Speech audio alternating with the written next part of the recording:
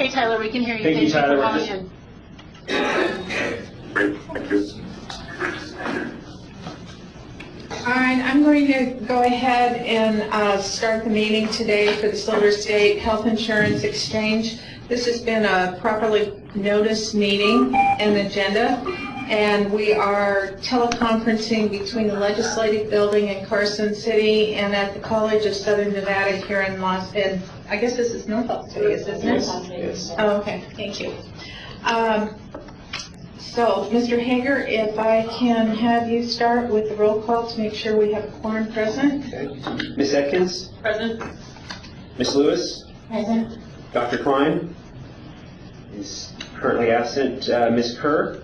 Present. Present. Dr. Ford? Present. Director Wilden, I believe Mr. Duarte is there. Yes, this is Charles Duarte. I'm sitting in for Director Wilden. Director Mollenkamp? Here. Director Johnson, I believe, is currently absent. Vice Chair Johnstone? Here. And Chair Campbell. Here. We have a quorum. Thank you very much. I do not have any announcements this morning, do you? Or this afternoon, do you, Mr. Hager? No. Okay. So with that, then, we will move on to public comment. And Ms. Kerr, could you help us with managing the meeting there in Northern Nevada, please? Certainly. Thank you. And let's call for public comment first in Carson City. We have 3 items. Any of the members of the audience would like to Any of the members in the audience in Carson City would like to offer public comment before we start? No one here. Thank you. And then here in North Las Vegas. Yes, if you'll come forward, please, and give your name for the record. Just any one of those seats there will be fine. Dr. Klein, and for the record, Dr. Klein has just joined us.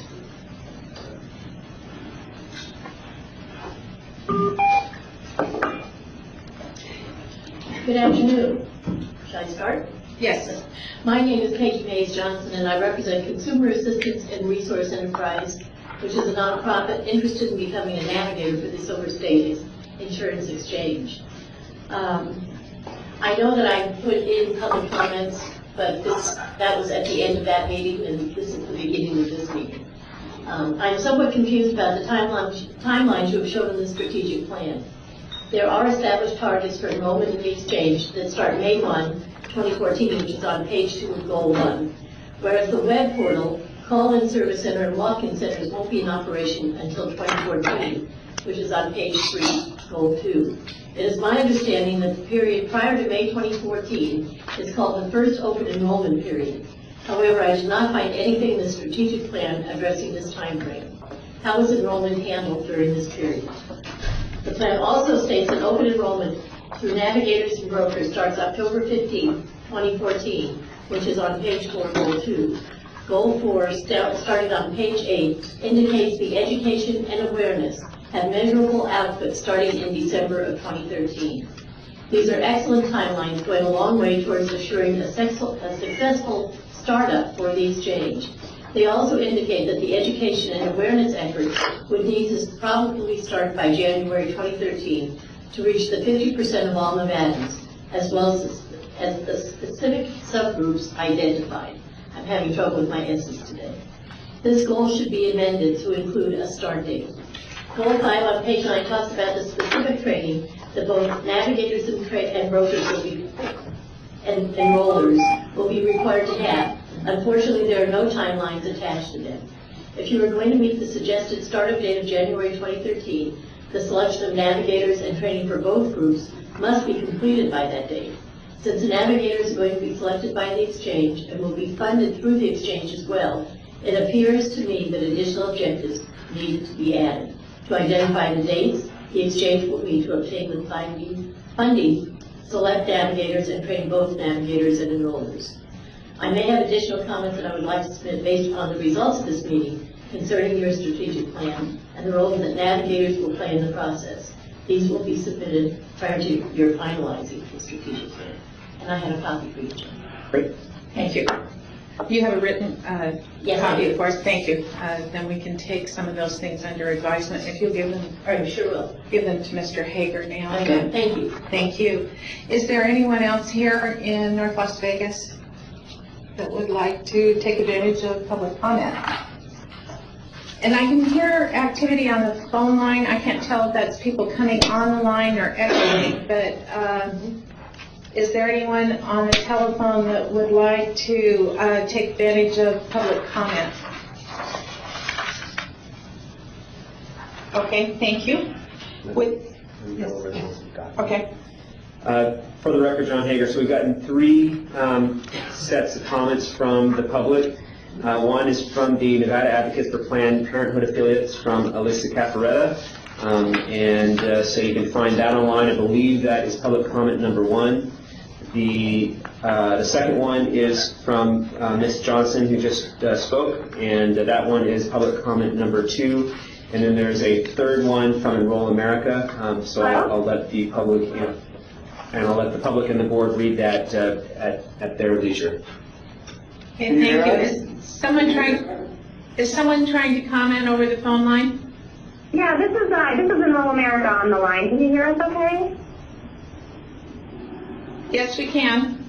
Okay, great. Can we still go ahead and give a little presentation? I didn't know if that was still okay.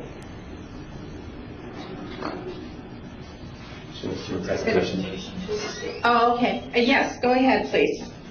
Sure. And we have This is your... Annie. I'm the Director of State Assistance with Enroll America, and we just wanted to take a quick minute to let you know about Enroll America and who we are, what we're doing.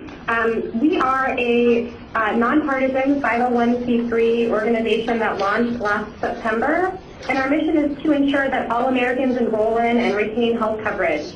And we actually work collaboratively with a pretty diverse group of health coverage stakeholders, which includes insurance companies, health plans, pharmaceutical companies, retailers, providers, community health centers, and a whole host of consumer and civic organizations as well. And we have 2 main focuses of work. The first is a policy focus. We've established the Best Practices Institute at Enroll America, and we promote the adoption of policies that make it easy for people to enroll in health coverage. And we do publications that we produce. I think you have a few in front of you in your packet today. We host webinars, we do a blog series, and we do a lot of state-based technical assistance. So we just want to let you know that we're here as a resource. If at any point in time in the future, we could be helpful, please let us know. And then the second part of our work is a public education campaign, and I'm actually just going to quickly let our public education director, Martine, tell you a little bit about the work we plan to do. Hi, I'm Martine Apodaca, the director of the National Public Education Campaign for Rural America. In 2013, we'll launch a national public education campaign to raise awareness about the ACA and to educate Americans about the benefits of health coverage and their rights and obligations under the Affordable Care Act. So the goal will be to develop a national data and research-driven advertising campaign to supplement and enhance the work that states and state-based entities are doing, particularly around their exchanges, to create and facilitate national and state partnerships to amplify our respective enrollment messages, and to recruit and train corporate and celebrity partners to aid us in this effort. So we've just hired a firm to help us do the initial target market segmentation and market research. Specifically, we want to know what are the most effective messages to reach different demographic and geographic groups. Who are the best messengers and what are the best means for reaching groups who would benefit from coverage. We'll be working on that over the course of this summer and doing some more focus group testing in September. And we're really trying to just use this time as we prepare for 2013 to organize and figure out what this national effort is going to look like. You can find out more about us on the web. We're at www.enrollamerica.org. So if anyone has questions, we'd be happy to answer. Thank you very much for joining us today. We appreciate your comments and for your written input. So this will be part of our public record today. Great. All right, the next item on the agenda is the approval of the minutes for May 10th. And hopefully everyone has had a chance to look at those minutes. And so that the board is aware, the transcripts of the May board meeting can be found at the bottom of the May report. So if you were to go to the May board meeting online, the transcript's at the very bottom of that. And then these are the action minutes. So these are our attempts to make sure that we've got the proper actions noted by the board. And Chad will approve of that. Along with the Okay. All right, we have a motion to accept the minutes by Ms. Lewis. Is there a second? I'll second. This is also Johnson. All right, motion and second. Do we have any further discussion on the minutes? All those in favor? Aye. Any opposed? Thank you very much. The minutes have been accepted. Right, now we'll move on to item number 4 on our agenda, which is the Executive Director's report. For the record, John Hager. So this report covers a number of items. The first is the Supreme Court decision. It was put here as a placeholder just in case something happened earlier than we expected. Apparently, the Supreme Court provides its decisions typically on a Monday, it's my understanding, and they've indicated that they would have it by June, by this month, so I would expect that we would get that decision on June 25th, on Monday, June 25th, so we're all eagerly anticipating the outcome of that, and that will greatly determine the direction that we go from there on out. There are actually 3 cases that they're going to be that they're dealing with, and so we'll as soon as we get that information, we will send out a notice, or at least it'll be posted online, and we'll spend all of our time trying to interpret what they've said. So the next item is the memorandum of understanding. We had a memorandum of understanding ready to go and agreed to by the Department of Health and Human Services and the Department of Business and Industry Division of Insurance. We brought it to the feds to review. At the same time, they published their exchange blueprint, and in that blueprint there were 50 some odd requirements in the MOU that needed to be included. Some of them were included, but not all of them were. So we're going back through that and updating it and making sure that we have all that information in there. Once we do that, we'll bring it back to the board, hopefully next month, but it may be August. Our main focus right now are the grants. We received a notice of award on May 17th for our 3rd level 1 establishment grant. That is supposed to get us through another year through the middle of May, actually May 17th of 2013.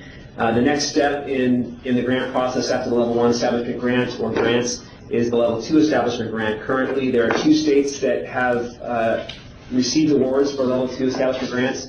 One, I believe, is Rhode Island. They received that back in October-ish, I think, maybe December. The other one was Washington that received their notice of award on May 17th. We had initially thought that we would delay our submission of our level 2 grant until August 1st. However, there's a whole new set of rules that take effect on July 1st, and one of those is a change in the turnaround time for CMS. Currently, CMS has a 45-day turnaround. There are no specific guidelines for the turnaround time, I believe, for the next one.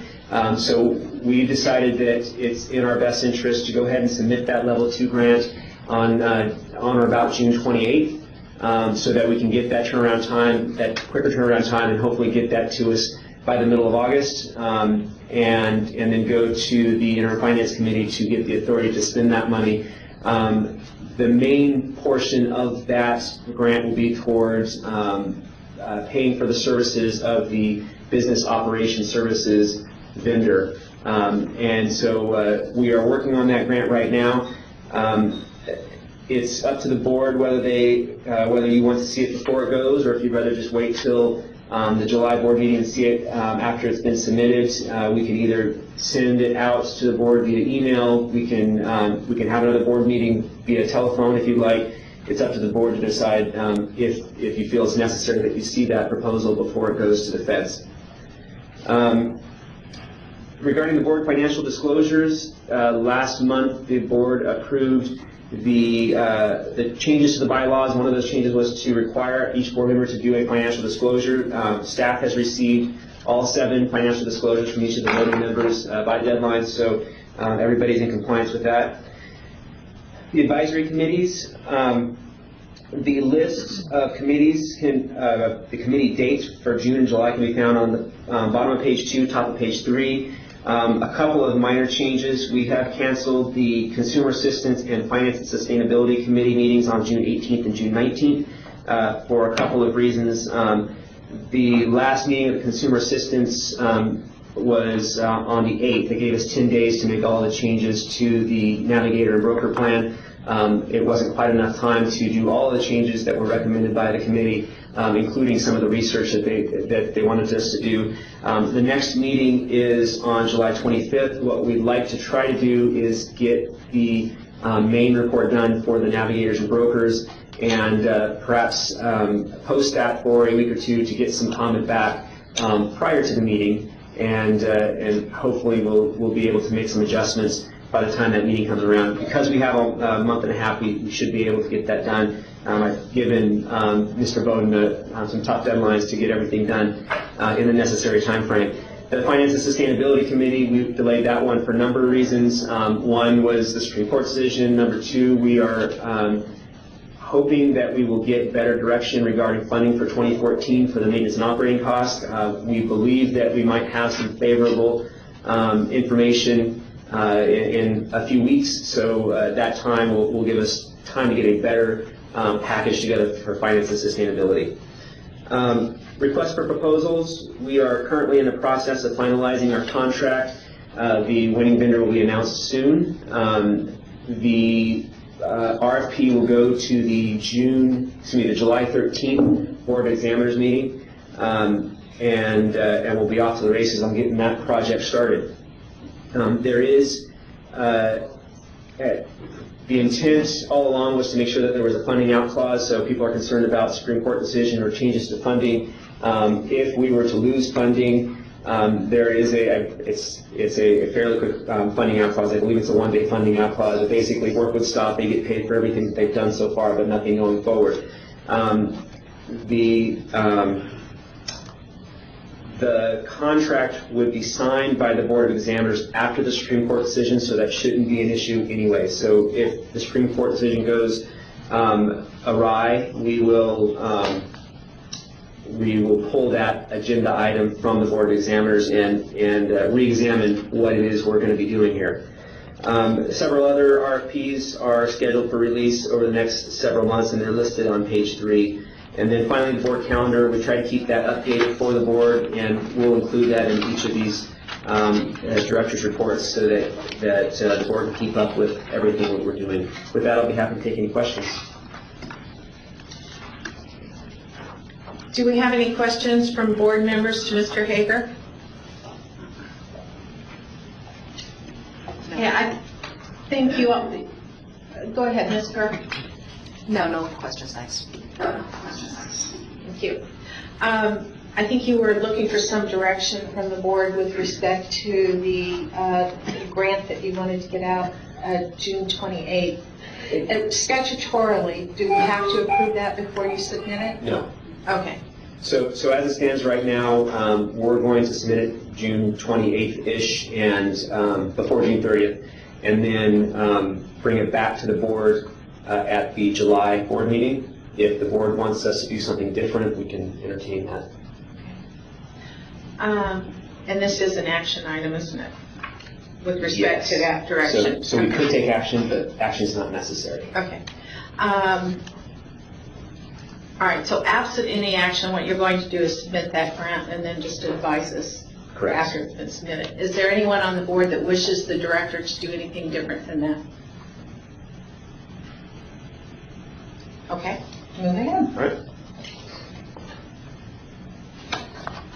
Item number 5 is the SSHIX Health Insurance Exchange System-wide meeting. SSHIX is the Centers for Medicare and Medicaid Services Center for Consumer Information and Insurance Oversight, and Mr. Bowden and Ms. DeRoos attended that on behalf of the exchange in the middle of May, as well as some members of the Division of Insurance. So I'm going to ask Mr. Bowden to give this report. Good afternoon. For the record, CJ Bowden. Nevada sent 5 members, including 2 from the Department of Welfare and Supportive Services, 1 from the Department of Insurance, and 2 from the exchange to this meeting. The main goal of the conference was to facilitate implementation of the exchanges, whether it be a state-based exchange, a federally facilitated exchange, or a state partnership exchange. Over 775 people from all 50 states, including D.C., the U.S. British Virgin Islands, Guam, and Puerto Rico, were in attendance. It was clearly stated that if a state wanted to go on the federally facilitated model, that they would be put on a glide path into a state-based exchange at one time. The federally facilitated model was not set up to be a long-running process, and they wanted the states to set up their own exchanges in the future. One of the most important things that came out of this was a overview of the blueprint, 52 specific items in a checklist-style form that each exchange needs to go through to set up, whether they be a state-based, a state partnership, or a federally facilitated exchange. There was a final list put out with requirements, timelines, and guidance so that each of these areas could be met. The conference had different breakout sessions tailored to each of them. Nevada attended many of them. It was nice to see, though the measures are very different, that Nevada is one of the forefront states, even further along than some of the early innovator grant award states in the exchange implementation process. Some of those breakout sessions that were attended were safeguarding federal tax information. What we gleaned from this was the advanced premium tax credit, if it is given from our current eligibility engine in a dollar amount form, we do not have to treat it as federal tax information because it's not easily reverse engineered. So the information will be stored at DWSS, who has all the protocols in place to take care of the tax information. We do not have to duplicate services or cost to retain those things. The states will not be charged for the first year of use on the federal data hub. Nothing has come out to say what the charge will be in the future, but we figure it will be on a per ping or per use basis. In the establishment review process, each state and each exchange is required to go through 3 different design reviews under the establishment review. Things were laid out exactly what will be required in the reviews. Nevada has their first design review scheduled for mid-July. This design review will go over all except for the IT portion of our design. In the Establishment Grants 101 session laid out the timelines and each individual item that will be required for grant submittal. Nevada is planning to submit their Level 2 grant request by July 1st, not August 1st as stated in there, and as John had just said. We're working forward to that. The shop and small group market policies, it was a high-level discussion that went over how to develop a successful shop and what dimensions the shop needed. Consumer outreach and research. CMS is conducting a 1-year market study that's going to be available to all states and all exchanges to help plan ourselves moving forward and what we're going to need for budgeting and outreach. Studies indicated that some states would need to spend upwards of $110 per enrolled person in outreach and advertising. If that looks at Nevada's figure of 100,000 people we'd like to enroll the first year, that would mean we would need to spend over $11 million in advertising. We're really seriously looking at that number and trying to come up with a number that's more tailored to our state and our exchange and that would better fit our marketplace. In the navigators, agents, and brokers discussion, the main point that came out of this is CMS will not require a navigator program to be up and running October 1st, 2013 for the exchange to be in compliance. The navigator program can come on after the fact, but navigators and the outreach and awareness that they're going to provide will help bring people into the exchange, especially for the enrollment starting October 1st. So that will be with the Consumer Advisory Committee to decide where we're going with that program and when they'd like to start. Many states are considering compensating navigators anywhere in the range from $25 to $89 per confirmed enrollment. The exchange final rule on Indian provisions gave a overview of what other states are doing. One important thing that Nevada brought back, and I just attended a meeting this morning with the Indian Health Board in Nevada, was developing a central hub in Nevada, hopefully based at the Indian Health Board, that would house the data of tribal membership for all of the 19 federally based tribes. There's no federal system we can ping against, and there's no statewide system we can ping against to get this information. So we're looking at working in concert with IHBN to try to create a state-based system and put that information so it's easily accessible and those tribal members can have access to benefits in a timely manner. The co-op program overview, essential health benefits and actuarial value, and risk adjustment sessions were all attended by members of the Department of Insurance for the state of Nevada. The co-op program overview, while we were there, it came up that Nevada has a group in southern Nevada that's been awarded close to $70 million in loans to put a co-op together and have it funded in Nevada. Consumer contact centers. The Silver State Health and Service Exchange was a presenter at the Consumer Contact Center session.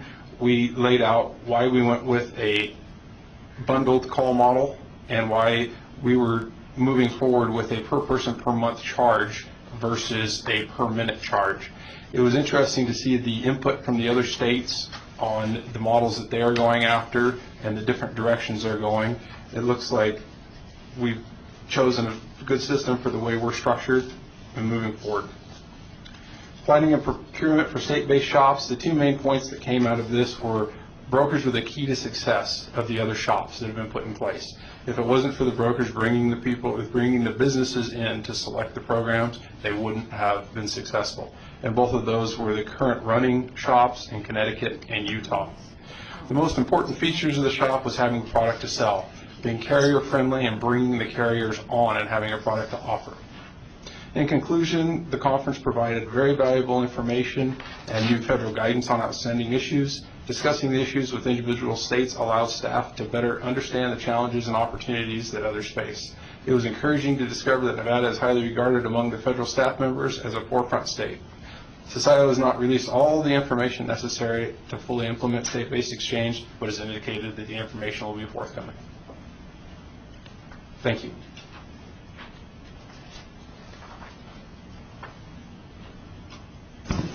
Okay. Thank you, Mr. Bowden. I appreciate your report. Is there anything that you encountered, I think, and did Shauna go with you? I think the two of you went on that trip, didn't you? Yes, we attended together. Yeah. Is there anything that caused you concern when you were back at those meetings that you think we ought to be aware of so that we don't go down a path that someone's already explored?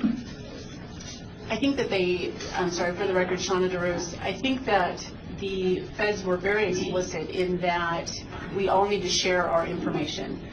There are several repositories for all of the documents we are creating and the paths that we are going down.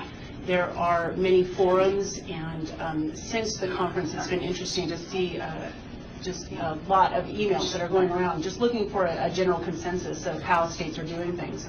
So I think it's reach out, touch your neighbor, and don't try to recreate the wheel when you don't have to. I also think that the states made it very clear to the feds that for us to go down this path and to get there so quickly without getting the specific information makes it a little bit hard for us. And that hardship now, I think, is creating some of the larger dollar amounts of these grants, and we may run into some fixes later when we've had to go ahead to get these things done, but the feds come out later with new information. So I think that's just something we're going to have to deal with. Thank you. Do we have any questions or comments from board members? Mr. Hager? Mr. Roos, can you comment on the concerns about the federal data hub and what is considered real time? Well, what is real time? Yes, I think that is a question.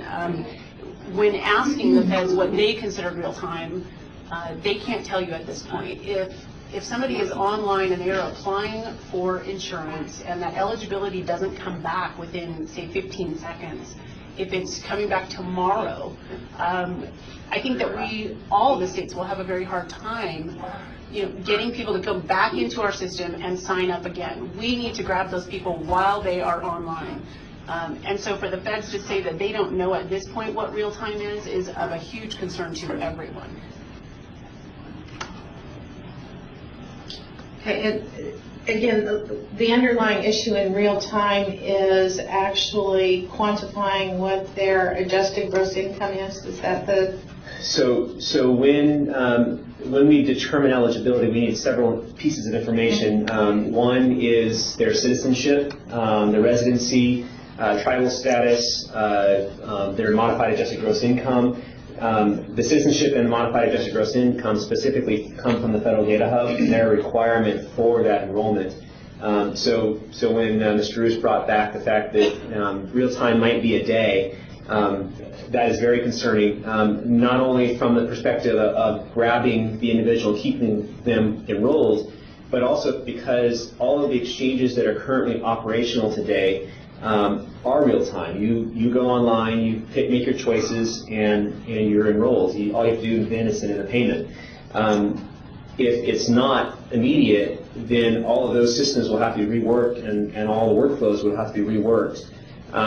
And keep in mind, we're doing a software as a solution, which means we are purchasing a product that is already there, and they're going to do minor modifications and input business rules, not rebuilding from the ground up. But that definition of real time could seriously hamper our efforts in that regard.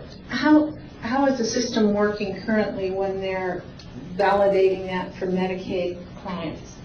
Is it real time? Medicaid is not real time currently. Mr. Duarte? It depends on how you define real time, but it is not real time.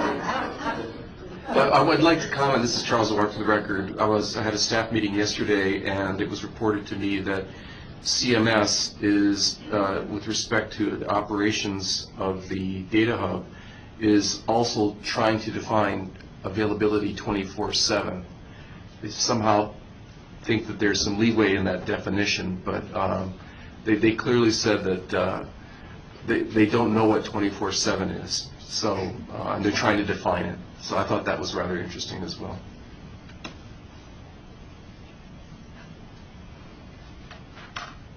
They're stunned.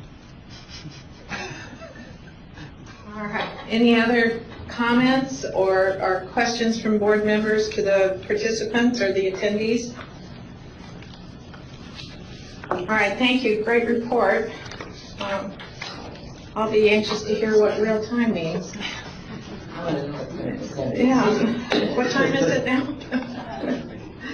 All right, let's move ahead then to item number 6 on the agenda, which is dealing with updates on the strategic plan.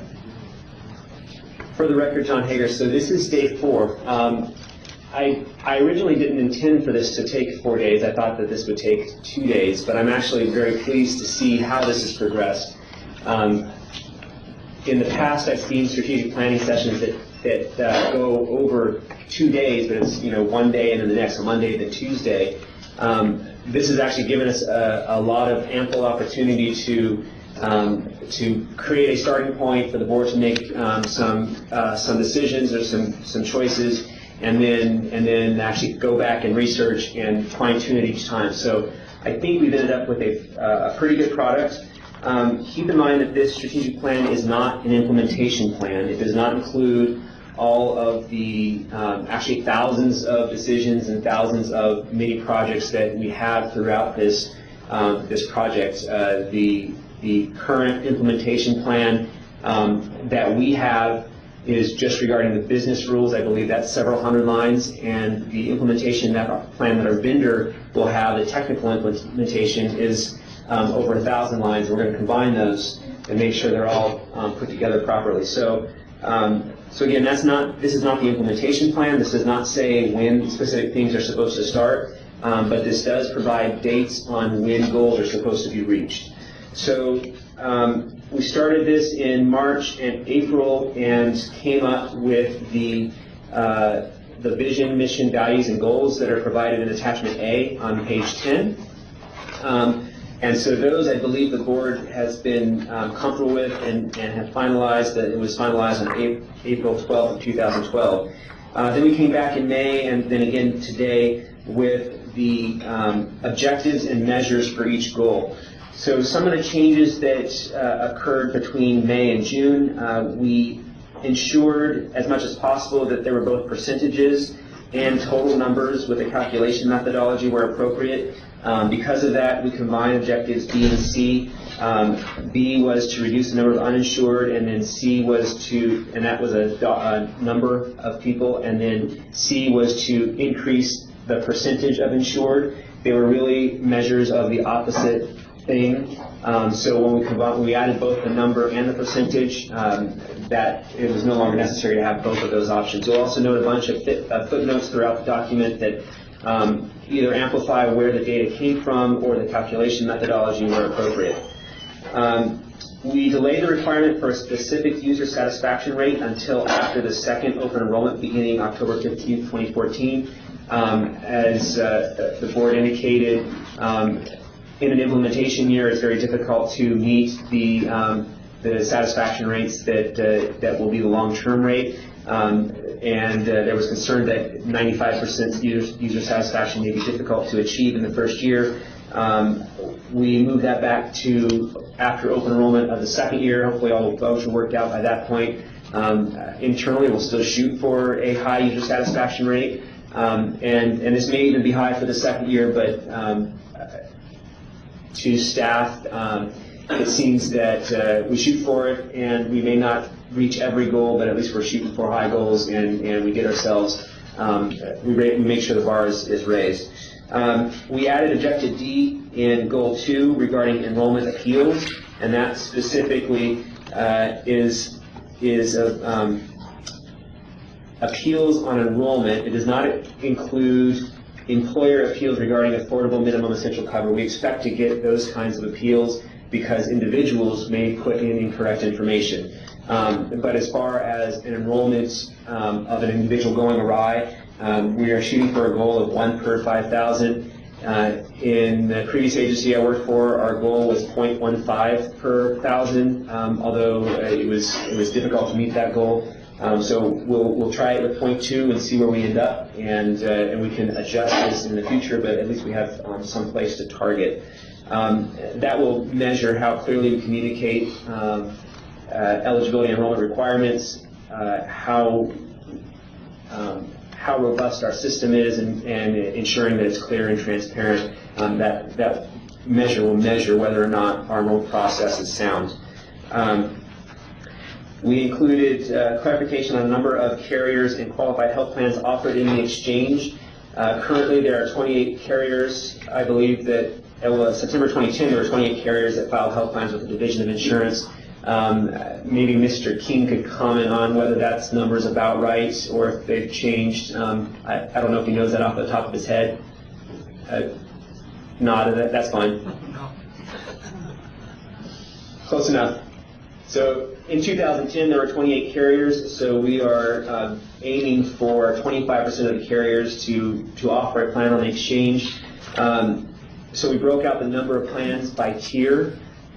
Because all qualified health plans, that all carriers that offer plans on the exchange are required to offer a gold and a silver plan, we noted that there should be 7 qualified health plans in those 2 tiers, 5 in the platinum and bronze, and 2 in the catastrophic coverage tier. What we've heard in Utah is that they have a similar market, though slightly fewer insurers. They have 5 major players in their market. They started off with 4 carriers. They're down to 3. This number may be slightly high, although from my understanding of the carriers that we've spoken to so far, it appears that we should be able to hit these goals. In meeting these goals, we have attempted to communicate with the carriers on a regular basis so they understand what our decision-making process is.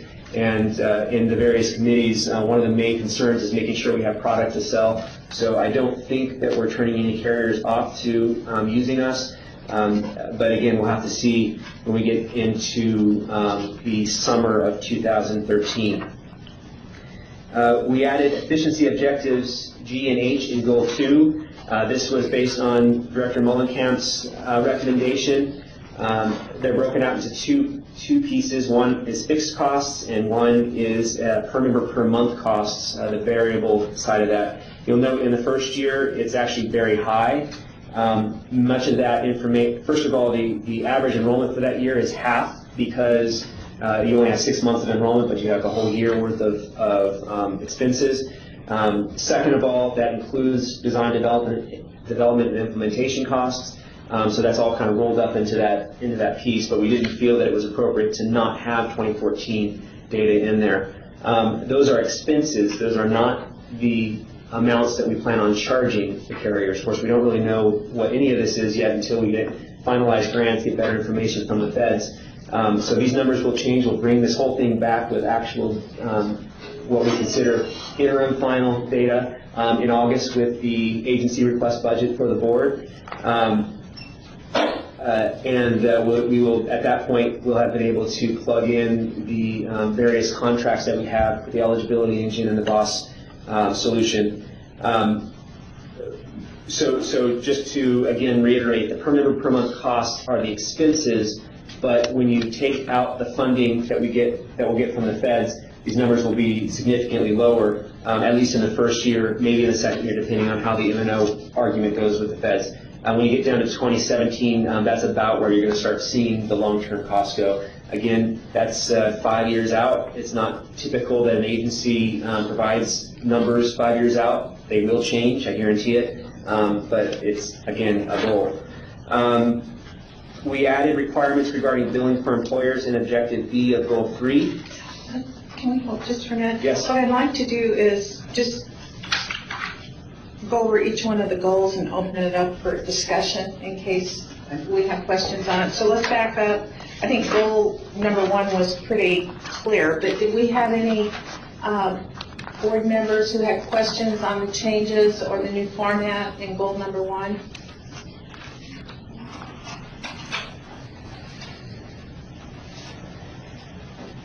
And nothing in Carson City? How about here in North Las Vegas?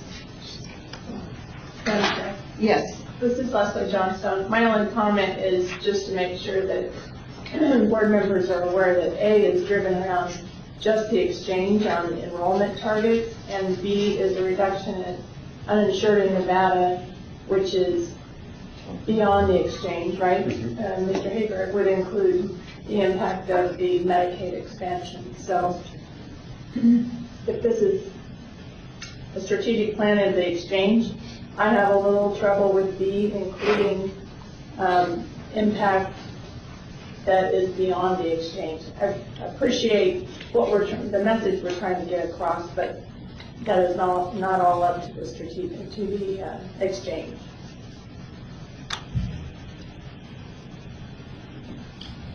So I guess that raises the question, if that's a goal for us and it's not under our responsibility, should it be a goal then? How would you reformat that? Well, it would be difficult to do anything that wouldn't duplicate A. So if we want to have it be strictly the exchange, it would mean eliminating B. B is sending a message, it's just not all up to the exchange. Ms. Lewis? Along with, well, my understanding was out of that, in terms of developing the strategic plan, we wanted to incorporate the fact that, not the fact, but at least our goal of also reducing the number of uninsured in Nevada. And I think that was the reason that we included that goal. Because while some of the people may not be enrolled in the exchange, they may still be coming through a system to get referred to other sources of insurance. At least that was the thinking that thought we expressed in the last, as we looked at this goal. Well, because of the combination of the software systems and everything, then it comes through a central point, no matter if you're Medicaid or exchange qualified. or ship or wherever else people may be going as a result of coming through our system. At least that was the thought that I gathered as we worked on this and recommended that we have we have both of these objectives. So if there was another sentence or, This is Leslie. We've been working on this for some time, and it's been in this basic structure, so I'm not proposing that we change it again. I just for the record? for the record, want to point out that it's a little bit two different programs are referencing the same objective or goal. Are there any other comments on goal number 1? Okay. Moving on to goal number 2. I think the changes to objectives A and B really strictly are, and C really are more date driven. The change of date is moved from 2013 to 2014, so that's the only changes in those two, That's correct. plus the appeal process in D. Right. There's actually more toward the end, but the first few, that's the only change. Right. Okay. Yes. Lynn Atkins for the record. So I know our subcommittee, the Consumer Assistance, has not yet even broached the topic of appeals, but under D, unless I'm doing my math wrong, which is very possible, so are we suggesting that by May 2014, when there's going to be 102,000 members sign up, that only 20 of them are going to have problems? That just sounds So, nowhere on this planet, but that could be with the appeal. With the formal appeal. Right, with the formal appeal.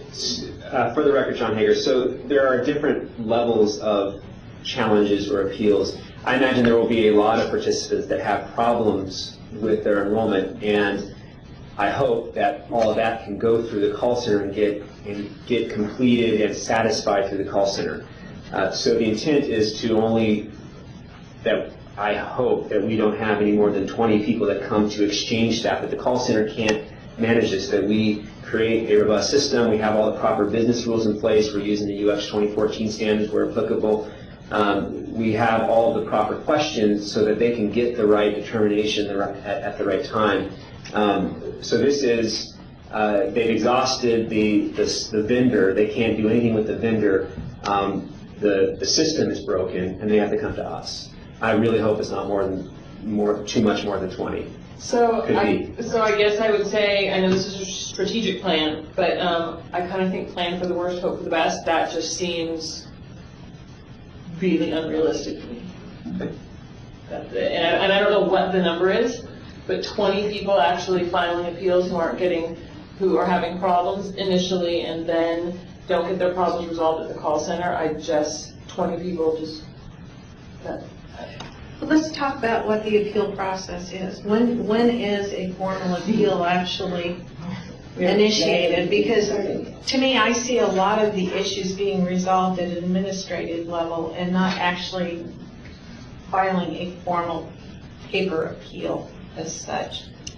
But I don't think we even have rules to tell us when a formal appeal is initiated yet. And right, and Lynn, it comes back, because I said we haven't even started talking about this in the Consumer Assistance Subcommittee, so I know that, and I think we still have to move.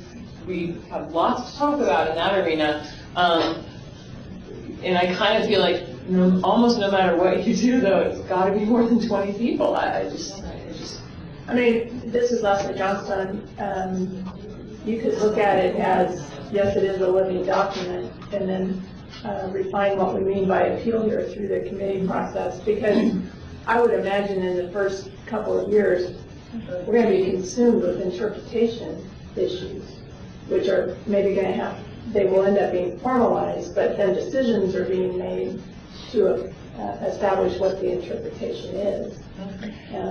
So it's not an appeal against a fixed set of rules, And Lynn Atkins again, and I guess if we're using this for purposes of staffing or for purposes of building an infrastructure that's going to be able to respond to all these appeals, I think this number is just not realistic. This is Marie Kerr. Yes, Marie? I'm not sure if there is a Medicaid appeal process, and that might give us a basis for comparison to see whether or not the numbers are realistic, to see if 20 out of 10,000 is a good estimate. Good idea, thank you. For the record, Charles Duarte, we do have an appeals process. It is different from the scope required for the exchange. The appeals process that we utilize allows recipients to appeal eligibility decisions through the welfare division, reductions in medical spending or medical benefits through my agency, as well as providers to appeal just about anything they want to. So in terms of the scope, it's much broader. Probably would have to see if we can get some information from the Division of Welfare and Supportive Services on the eligibility appeals, because I think that may be something that would align more closely with the appeals process you're describing here. But we can certainly do that, and I'll talk with folks at DWSS about getting that information.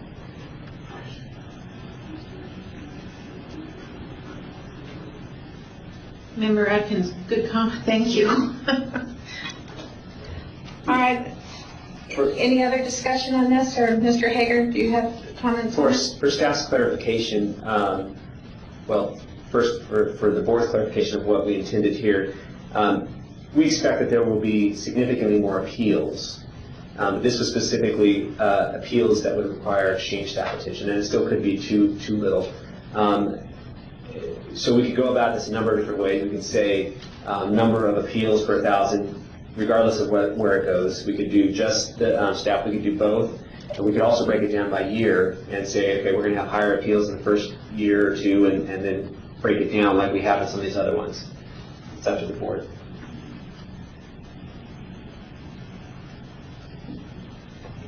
Lynn, I think for the record, I think I don't know because we don't know what an appeal means yet. We don't know kind of the process. So I guess it was more just just seemed low, and I still think, I guess it's a great goal.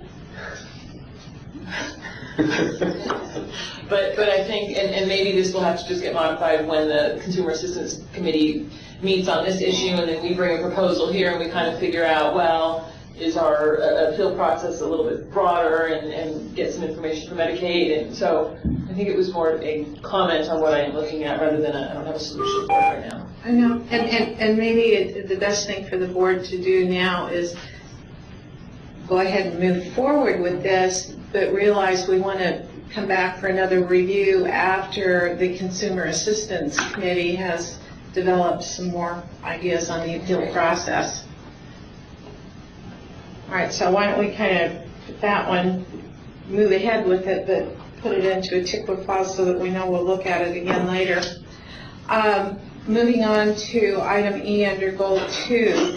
I guess I had a question on this. Mr. Hager, you said there are 28 carriers licensed in the state of Nevada, but what we're talking about is the individual exchange. One of the things that we talked about in the plan certification meeting is that some carriers only do the individual market, some only do the shop market. So the 28 carriers are all in the individual market, is that correct? That was my interpretation of the report that I read from, that I believe was dated August of 2011. I don't know if any staff has any comments. This is Cliff King with the Division of Insurance. And while there's 28 carriers, there's only about a dozen that have 1,000 lives or more. So the carriers that have just relatively few number of lives insured, they may be doing something to accommodate other states' activities or other things. They are not in the market actively soliciting a lot of business. So I don't think I'd characterize it as 28 carriers being the pool to be able to draft from, but you certainly have a dozen. Okay, so in reviewing this goal then, what I'm hearing, and please correct me if I'm wrong, Mr. King, that there are a dozen carriers that are licensed in the state of Nevada that have 1,000 or more lives enrolled, and that those dozen specifically deal in the individual market. They may be in the shop market as well, but they're specifically in the individual market. That is correct. Okay. So then our goal of attracting 5 in platinum, 7, I mean, we're talking about attracting, 65% of that market pool. Or, anywhere from 50 to 65, 70% of that market pool. Is that a question? Yes. Yeah, potentially you could attract all of them. It's kind of what's their appetite for growing their business. Yeah. Ron Klein, just a quick question. How many insurance carriers are there for the business market as opposed to the 28 or the 12 or 25, for the individual market? The Division of Insurance, this is Cliff King for the record, the Division of Insurance did a data call back in September 2010, and at that time we were, for the first time, really able to quantify what our marketplace looked like. And at that time we determined that there's about a dozen carriers writing at least 1,000 policies in the individual, not 1,000 lives, excuse me, in the individual market, and that there was also about a dozen in the small employer group market, and there's, I believe, 11 or so in the large employer market, which is 51 or more. And so we do have a relatively robust market, especially compared to many other states, because they are competing for that business. In Nevada, we've got about 573,000 people out of a population of 2.6 million that are covered under health insurance policies that are either individual, small group, or large group. That means it's only about 22% of the state's population are covered by an insurance policy. About 1.2 million are covered by a form of self-insurance that is not within the purview of the Division of Insurance. And then we've got the balance are covered either through Medicaid, something like TRICARE, or some other kind of program, or are uninsured. So there's a big marketplace out there available, but for active carriers, we've got about a dozen in each one of the 3 categories. That's helpful. Thank you very much. That being said then, attracting 5, 7, 5, and 2, do you still feel comfortable with that target? It might be a little bit overly ambitious. We might consider changing item 2 to attracting at least 4 carriers, 33% of the dozen, and then making the numbers 3, 4, 4, 3, and 2.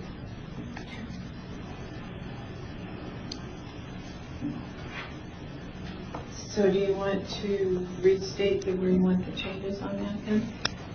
So under Goal 2, measure Objective E, item number 2, we would attempt to attract at least 4 carriers, or 33% of the carriers with 33% of the larger carriers.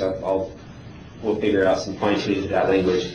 And then item number 3 will attract at least 3 in the platinum tier, 4 in the gold tier, 4 in the silver tier, 3 in the bronze tier, and leave 2 for the catastrophic.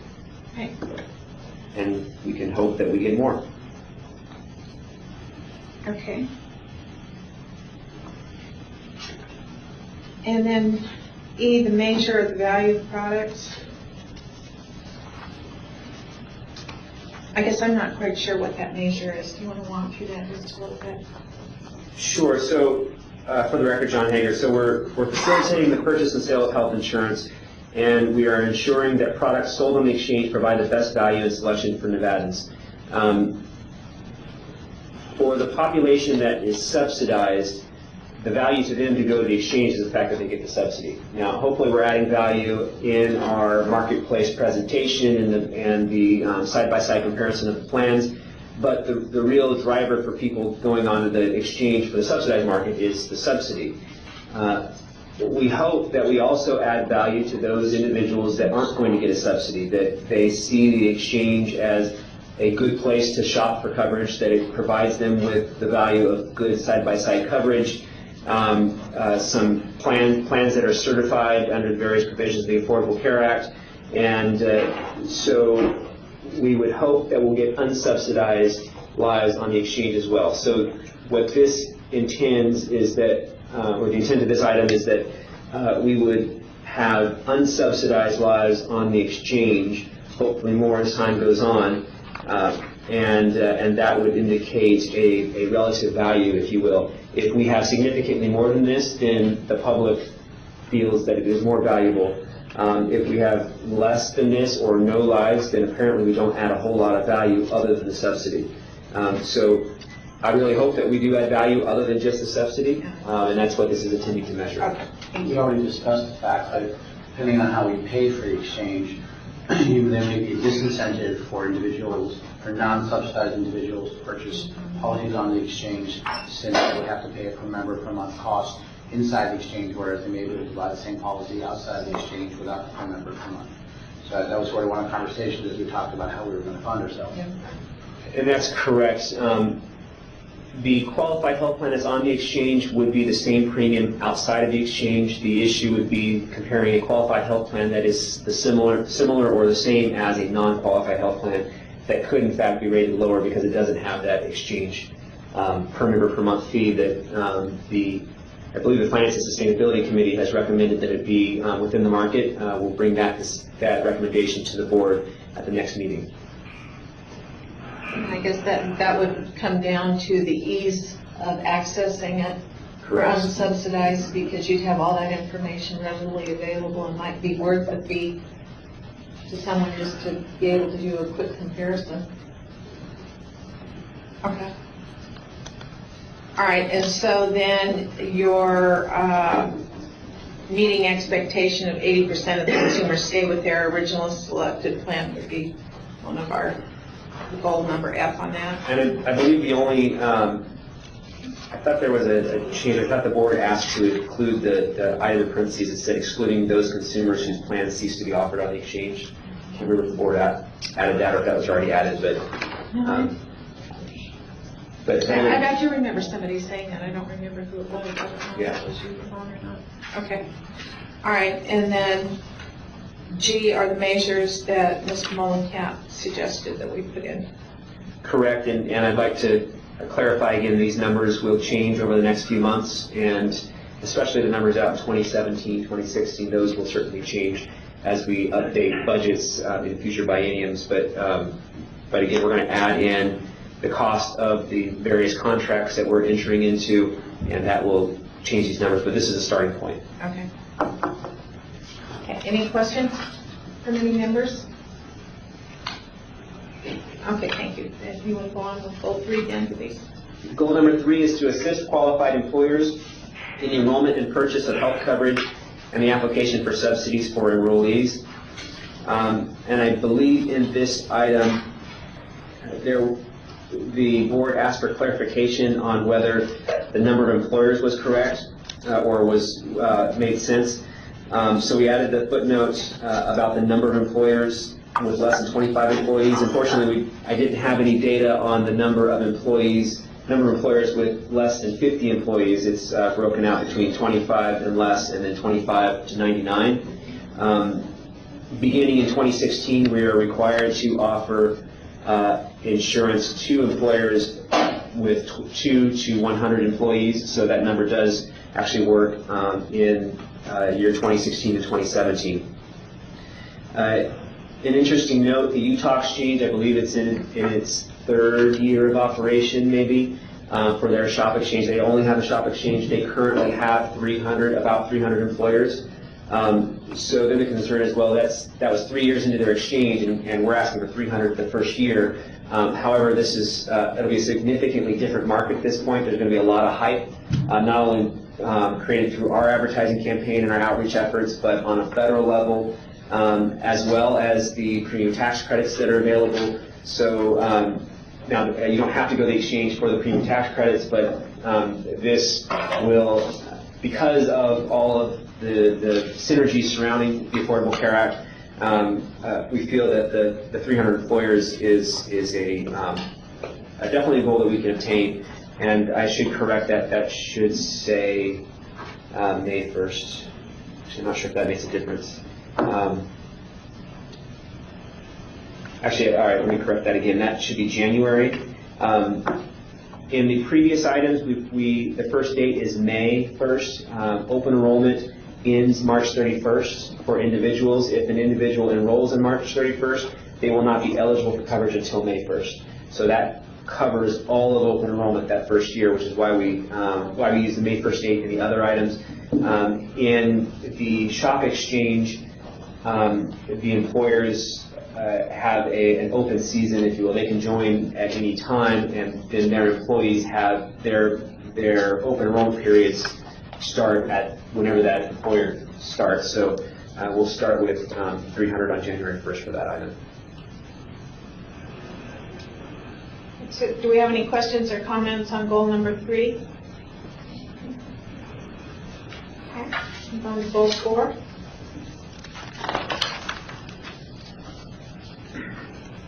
On goal number 4, there were some comments regarding adding social media to increasing awareness to process and means available to enroll by using methods including but not limited to. We had the first 4 items. We added social media such as Facebook and Twitter based on it was either board comment or public comment. I can't recall at this point which.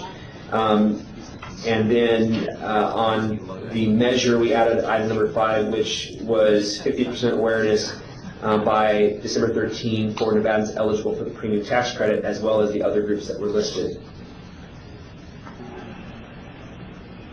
Okay, do we have any questions or comments on goal number 4? Last but not least, goal 5.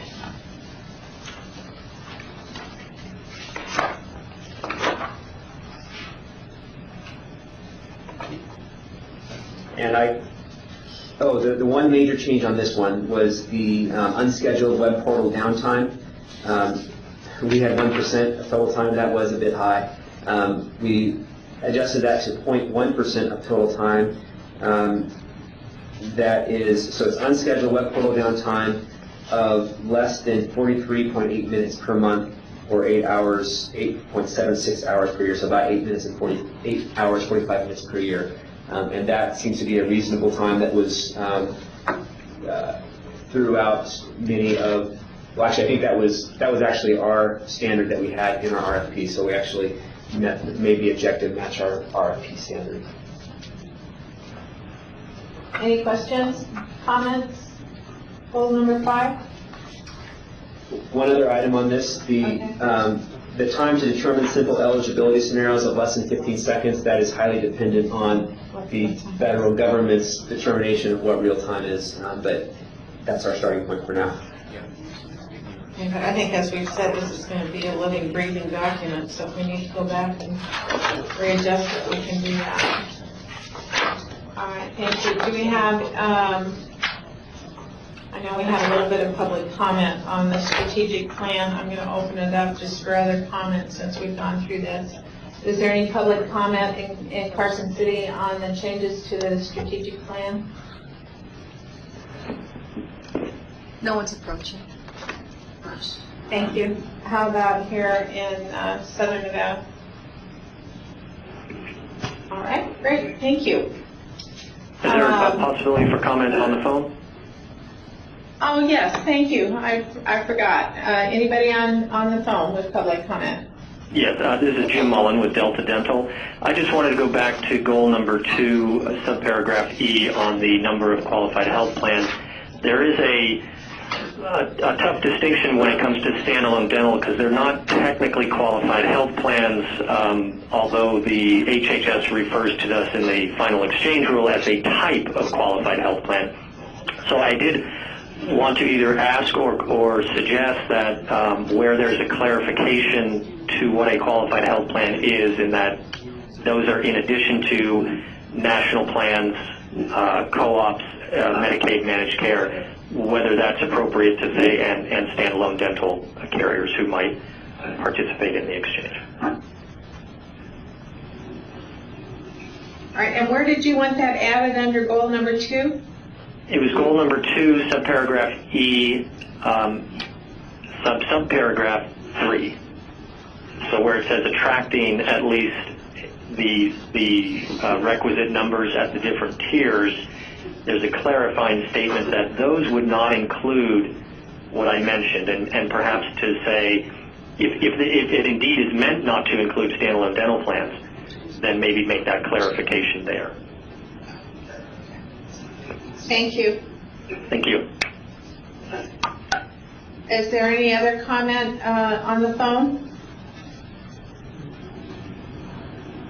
All right, thank you. Okay, and Mr. Hager says he agrees with that as well. So if there's no further discussion on that, do we need to have an approval on this today, don't we? Or did we do that last time? We, Sorry. I don't think it's necessary that we have an approval. You could, we could say it's approved with the changes mentioned. Again, we are going to bring this back again with finalized budget numbers in August. Okay. We'll have to bring it back again once we get an appeals process down. We've got a long way to go till we reach open enrollment, so whether or not the board feels that it's necessary to be interim finalized or not, it's up to the board. What is the pleasure of the board? This is Leslie Johnson. I remove approval of the strategic plan as of the current date, understanding there will be adjustments to subsequent board meetings. We have a motion. Is there another, any other member that would like to second that? Second. Thank you. Any further discussion? For the record, the second was from Ms. Atkins. Thank you. All those in favor of the motion? Aye. Thank you. Any opposed? Motion passes. Thank you very much.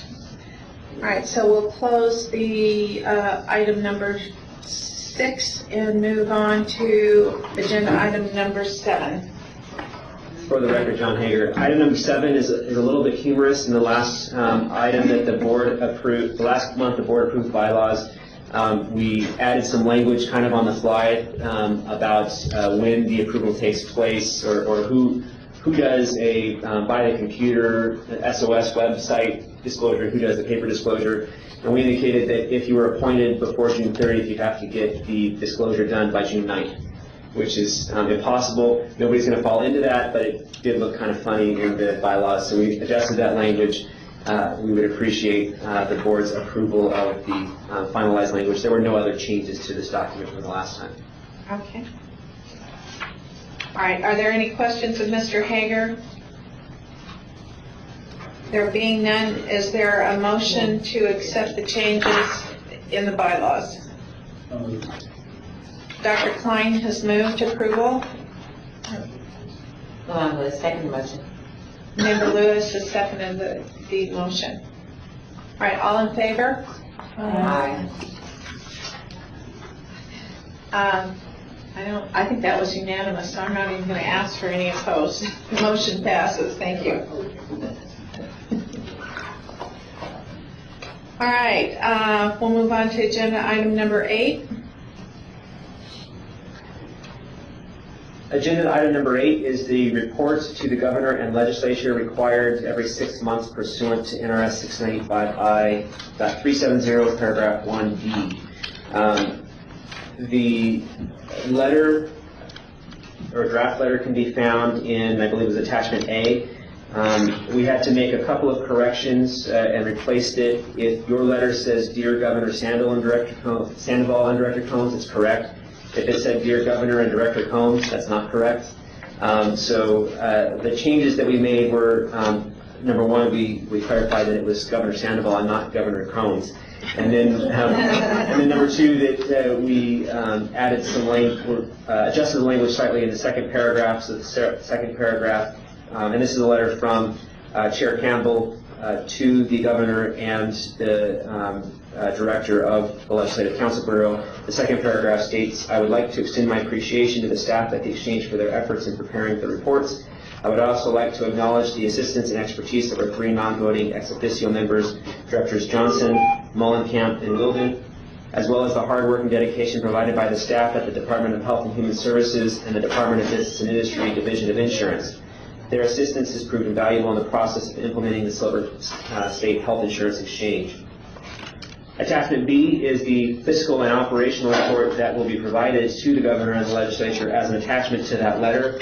It's an 18-page document that discusses many of the things that were done at the exchange starting actually in 2010 through 2011, and then updated for all of the items that we have done in the current last 6 months. Some of the information is similar to the report that was provided to the board on December 8th. But obviously expanded upon. The one thing that I noticed that we missed, a couple minor things, but the one thing that I would like to point out, we talk about the exchange enjoying a wide range of support from many of the various departments and divisions of the state. This is on page 4, including DHHS, especially Medicaid, Welfare, GovChaw, and the Health Division. As well as the DOI, the Department of Administration Purchasing Division, and Division of Budget and Planning in the Attorney General's Office and the Governor's Office. We missed the Purchasing Division. They've been instrumental in assisting us get through the process of our RFP, and so we didn't include those, and we should have. I suppose with that, I'll be happy to take any questions that the board may have about this report. Do we have any questions or comments from Carson City? None here. Thank you. How about here in Southern Nevada?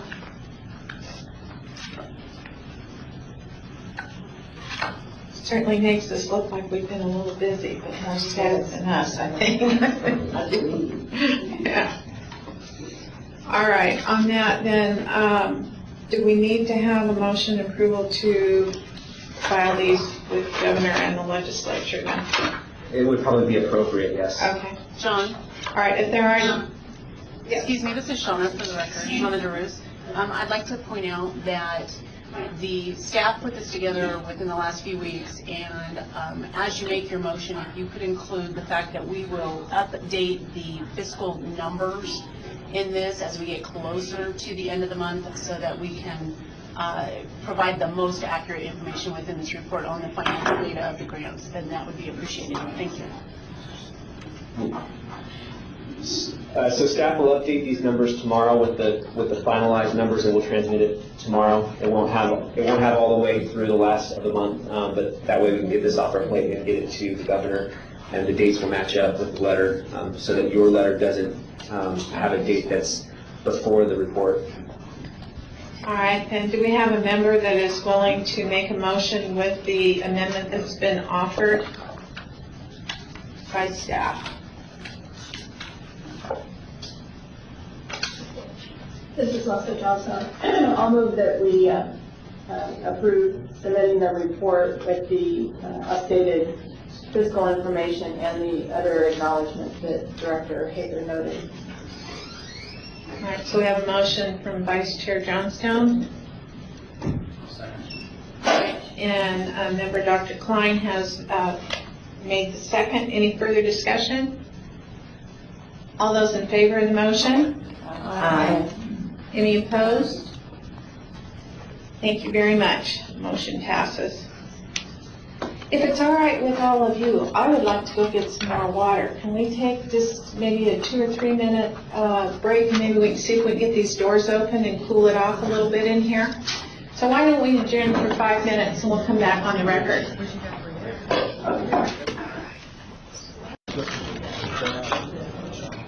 We're ready. Thanks, Margaret. Thank you. All right, let's go back on the record then. And we are at, actually, item number 9.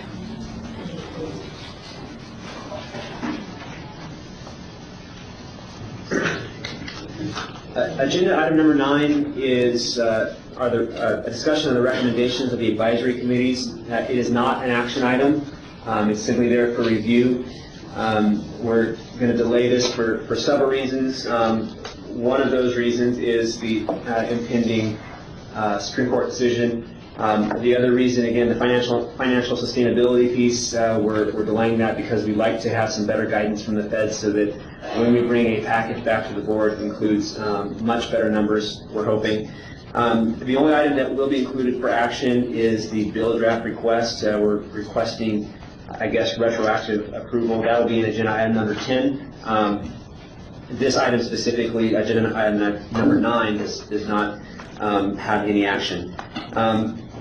So the following items have been recommended by the committees but not yet approved by the board. There are some items in attachment A. Those summarize all of the recommendations that have been approved by the board. So if anybody wants to see the entirety of what's been approved so far, you can find that in item A. I would like to point out that in the last 6 months, this board or the committees have met 23 times. So there's been a lot of activity by this board and by the 5 committees. So the Finance and Sustainability recommended that we fund the exchange through a per member per month assessment on carriers based on enrollment within the exchange. That is as opposed to trying to charge a fee to all qualified health plans or all carriers. This is specifically the per member per month fee would be charged to carriers on just the enrollment within the exchange, and there'll be discussion about that. The other recommendation was to submit a bill draft request to exempt fees charged by the exchange from the premium tax calculation, and then to partially fund the exchange through a general fund appropriation in an amount equal to 25% of the estimated increase in premium tax revenue by ensuring, 25% of the estimated increase in premium tax revenue created by insuring through the exchange those who are currently uninsured. And then the Plan Certification and Management Committee recommended that the exchange allow carriers to offer qualified health plans in either or both exchanges at their discretion, that QHPs not be required to be identical in the individual and shop exchanges. And one note for that item is that the shop committee is reviewing that item as well. So the committee might bring back a conflicting recommendation that the board would have to iron out. Additionally, that we allow carriers to create qualified health plans that meet the requirements of the Affordable Care Act, and that the exchange not impose any additional cost-sharing requirements of qualified health plans. And finally, that the exchange set no limit on the number of qualified health plans offered on the exchange by a carrier. So on page 2, we start the discussion of financial sustainability and the reasons that we basically the pros and cons to the funding the exchange through a per member per month assessment on carriers. You can see some financial data that's provided on pages 3 and 4. Again, those items are based on budgets that were submitted to the Finance and Sustainability Committee in April. Those numbers will change.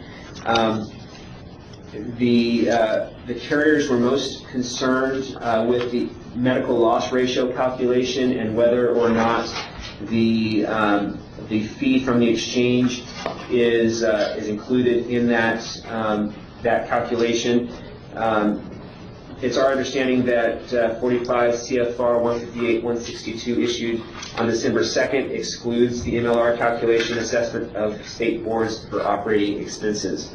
The bill draft request that we'll be discussing in item 10 is based on language that is currently in statute that exempts carriers from from including certain premiums or certain fees in the premium tax calculation, and so that language that's in item 10 is adjusted for the exchange.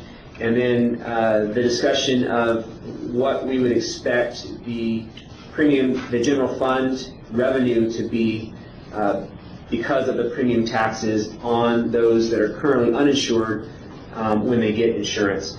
And the request for 25% of the general fund money. Now that one, the biggest concern with that item, while it will help allow us to start creating some reserves for operating purposes so we can pay our bills, it would help lower the fee to the carriers and then therefore to the consumer. The problem with that is that if we rely on that exclusively and the legislature does not approve that, or the governor does not approve that, then we could be in a situation where we have not charged rates appropriately. Mr. Hager, if I just interject one thing on these are recommendations coming up out of the advisory committee and have not been either accepted or modified or approved by this board. Correct. So the items, yes. So the items in attachment A are the items that have been approved by the board. The items in the body of the report have not been approved by the board. So at this point, I could stop there, or we could continue on. Again, we're not asking for any action today, so it's up to the board. I just want to make it clear that in this presentation, these are subcommittee recommendations that this board has not dealt with yet. Correct. Dr. Ford, I'd like you to continue. Okay.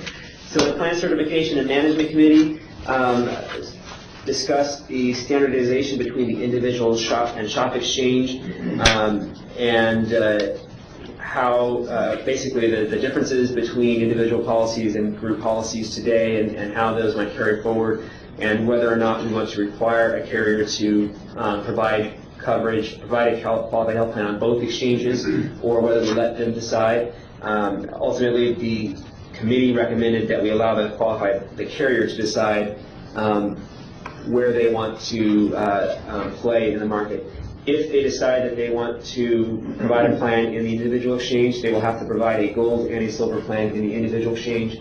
If they decide they want to play in the shop market, they will have to provide a gold and silver plan in the shop market. And if they want to do both, they have to provide basically 4 plans, 2 for each market. And that requirement is from the Affordable Care Act. Chair Campbell and I were talking to Ray. I think she can ask you, put this on your to-do list at some point. So I'm just telling you now. Of the 12 carriers that we heard about that were significant players in the shop market, and 12 that were significant players in individuals that we heard about, we were wondering how much of an overlap there was between those 12. Perhaps the gentleman from the DOI can let us know. I mean, are most of the 12 the same companies, or is there pretty much of a distinction between who's offering individual and who's offering shop? King Division of Insurance, without going back and looking, I'd say it's probably about half and half, meaning that there's roughly 6 that are individual that are also small employer carriers. But I need to go back and actually do a count to verify, but I know that there are at least 4, 5, 6 that write small group that do not write individual, and there's 4, 5, 6 that writes individual and not small group. Thank you. Okay, work's done for you. Excellent. The committee also discussed cost-sharing standardization and whether or not the committee and the board would want to pursue setting specific deductibles, co-insurance, and co-pays for the carriers to meet. That would assist consumers in being able to compare apples to apples, and the carriers would compete specifically on networks, on the value of their administration, and how fast they pay claims, that type of thing. That is being pursued in, I believe it's being pursued in Massachusetts currently, but keep in mind they do not have the actuarial value standards that the Affordable Care Act does. The intent of the actuarial values is to create that standardization. There could still be significant differences in deductibles if the carriers decide to use a 20% coinsurance versus a 40% coinsurance. But the relative value would be based on a national data set and should be fairly similar on average. We would also, the web portal would include a cost calculator. You could estimate your number of doctor visits, your potential surgeries coming up, your various items, and be able to come up with an expected cost. Of course, it doesn't, it all goes out the window when something unexpected happens. But obviously, it would require the web portal to be very clear on what products are available and all the information that's there, and it would also require a great deal of assistance from navigators and brokers. Brokers currently do that function to help an individual understanding their risks.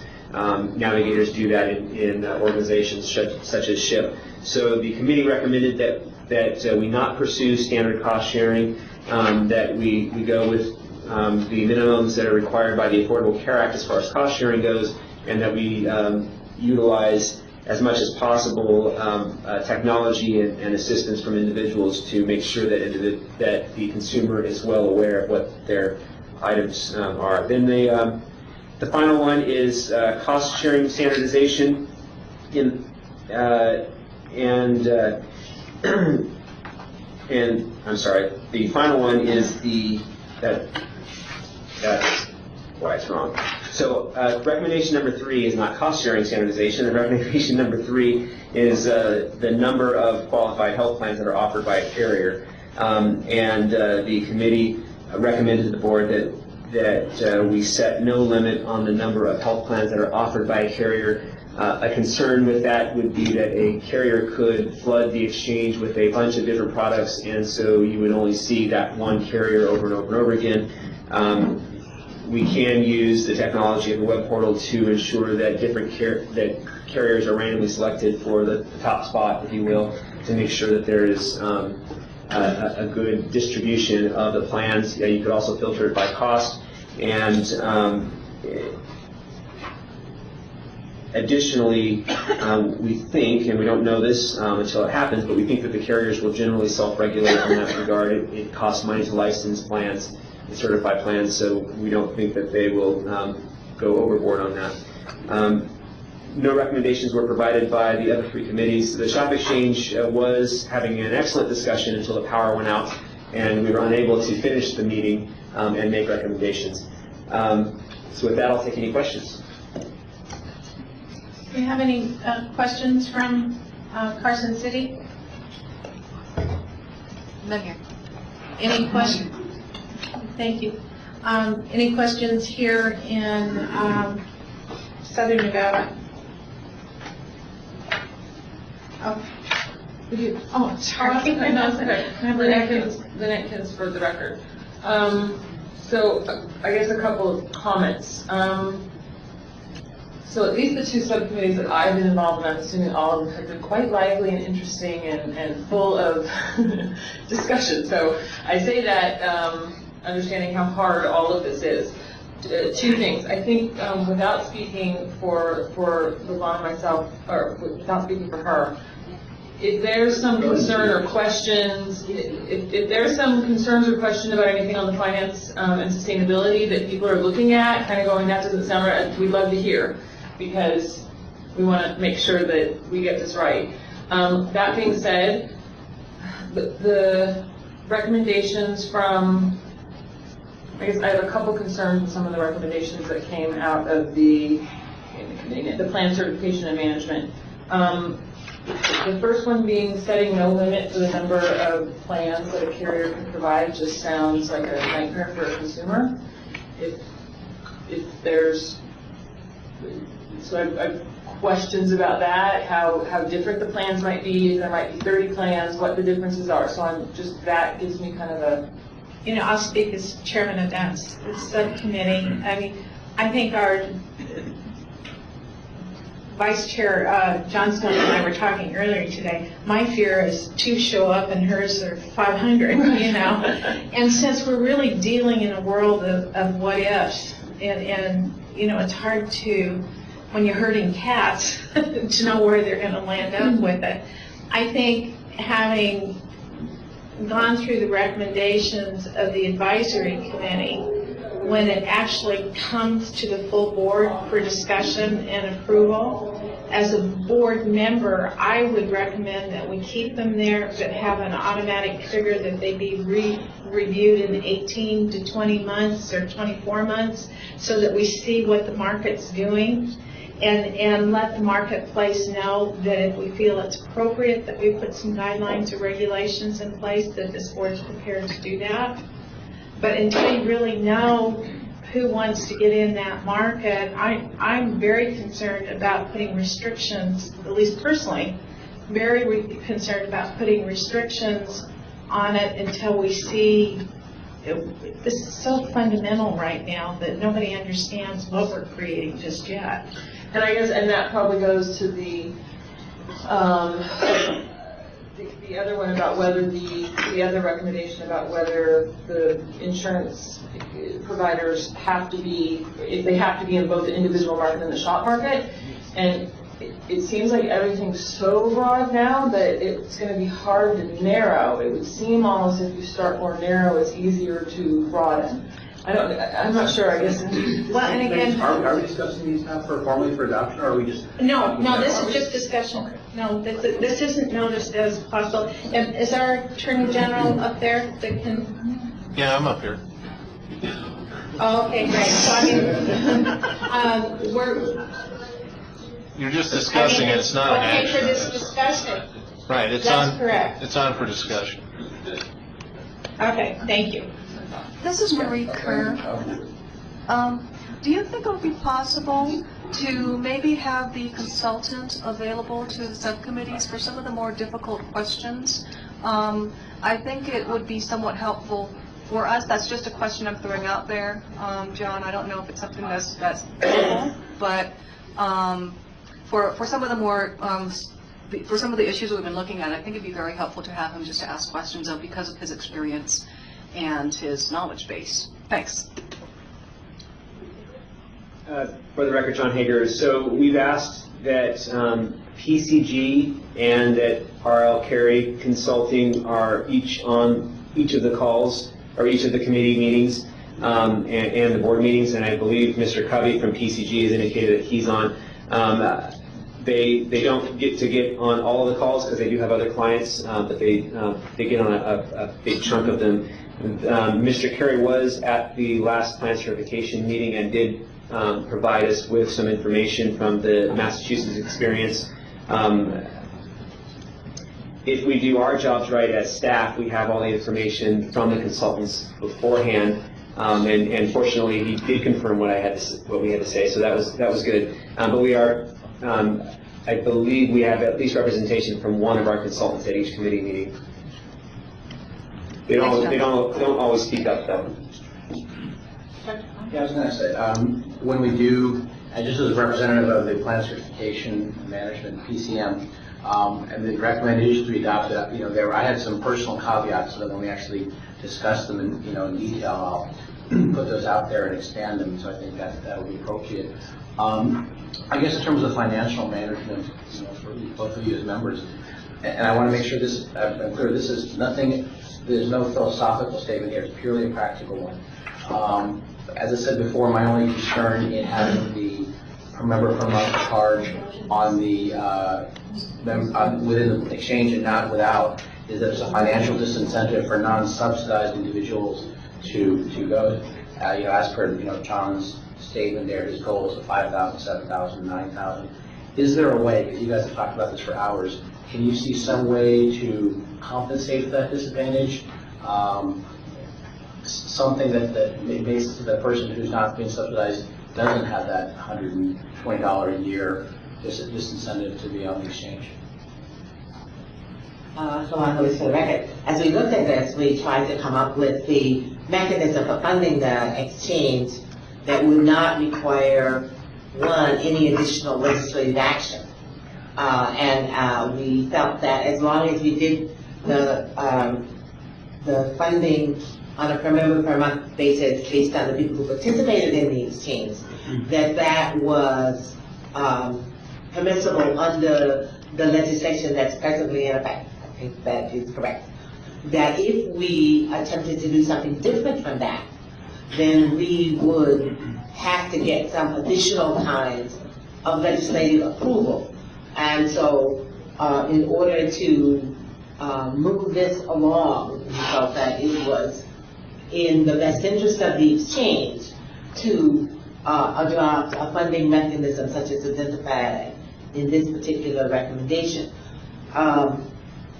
And we, believe me, we did address most of these issues continuously in our discussions, and the committee came to consensus that this was the approach that we felt we needed to take. And I don't have an answer. And we don't have an answer on how we do it. There's no goodie.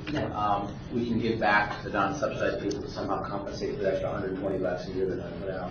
Well, I don't know. I think, and Lynn, I think we don't know, and I think Ms. Campbell also said earlier that there's got to be some extra value people are going to get by going into the exchange, and whether it's easy comparison, a very simple site, a very easy process, however that is, that it's going to be worth that extra dollars. But if there was a way to kind of rebate, I know what it is. I was just sort of bringing it up. No, I know, and we want to make sure that as many people use the exchange as possible rather than going outside of the exchange. I mean, yes. And my feeling is, until you really start seeing people come into it, we can second guess it, but I'm sure we're all going to be shocked 2 months afterwards saying, I never guessed it would have gone that direction, or the numbers would have been this high or this low, or it's just, we're guessing at what we think it's going to look like. That's why I hate to put too many rules around it at this point in time until we see what that market starts to look like. And if we certainly have the authority, if we see something going awry or maybe being abused, that we can come in and put those, rules or guidelines in place, once we go through that. A great question, John, for you to ask. Those famous 12 people, 12 companies who are both the shop and the SSHIX or whatever, is to talk to those 12, maybe it's 18 individual carriers, and get a sense from them of how many of them would tend to be in one market or the other or both. You may find that, I think the concern that we had in PCM was that if we set these rules, that people wouldn't come to our party, that they wouldn't play. And it may very well be that Leslie is right, and we're going to have 500 people, or 12 anyway, and that, a lot of plans, that may very well be that a lot of those players want to participate in both markets. They see it as an opportunity to expand into a new market, and our concerns may be unfounded. Well, they may be founded, but it's probably worth finding out. Lynn, and I guess going back to the plans also, I think, and again, I don't recall, that the preliminary reports that we got, I think, from PCG talked about 2 states, one which probably had a lot of restrictions on how many plans, they only had a few plans, and one of the other states that kind of didn't have any restrictions, and some of the plans were different by a copay, might have been different for one particular thing by $5, and that creates a whole new plan. That I don't know how, once you start clicking on this one-stop shop, this Travelocity, if 50 plans come up that you qualify for, I don't see how anyone's going to get through that and figure out what the difference is without then forcing all of those people to then start calling the 800 number. I mean, I don't know. That sounds overwhelming to me. Hopefully, I don't want to get into the weeds here, but when you go buy a stereo system, you can compare, or television, you can compare 4 or 5 things side by side in columns, and you say compare these, compare these, compare these, and it goes down. So I would hope that the web portal would do the same thing. Dr. Ford, isn't there inherently a structure, because we've got, they're first of all qualified health plans, right? So there's some sort of structure there, and then there's the metal tiers, which is another structure. So isn't there something for the consumer to kind of use as a guide? Someone else might want. I'm just assuming that there's still an insurance company A, B, or ABC could do 30 plans within one of those tiers. Dr. Fortingham, but don't they have to be qualified health plans? Don't they need to do certain things? So, I mean, aren't there some rules about what it is? I don't sit on that subcommittee, but, right, so is that possible for? This is Leslie Johnson. It's better than it would be without those guidelines, but they are guidelines. So there's a lot of ways to slice 80% actuarial value that the consumer will see as completely different options. Deductible means a lot different information to them than a $20 copay, than a 20% coinsurance in terms of the timing of their out-of-pocket. So a lot of different ways it can be sliced. It could be even more expensive, but it could be a lot of subtle changes could be confusing to the consumer.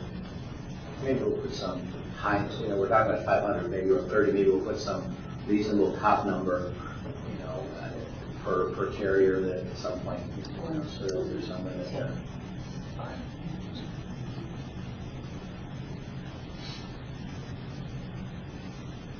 Any other discussion for any of the committee members?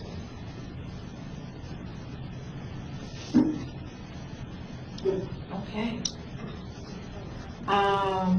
Okay, so we didn't have anything from consumer assistance or shop or reinsurance? Correct. Okay. All right, with that, you know what? Barbara? This is Marie Kerr. Is it possible to take public comment on this item, or would you like to maybe wait towards the end? You know, I thank you, Ms. Kerr. I was just thinking that why don't we open this up for some public comment on some of those committee reports? Somebody's there.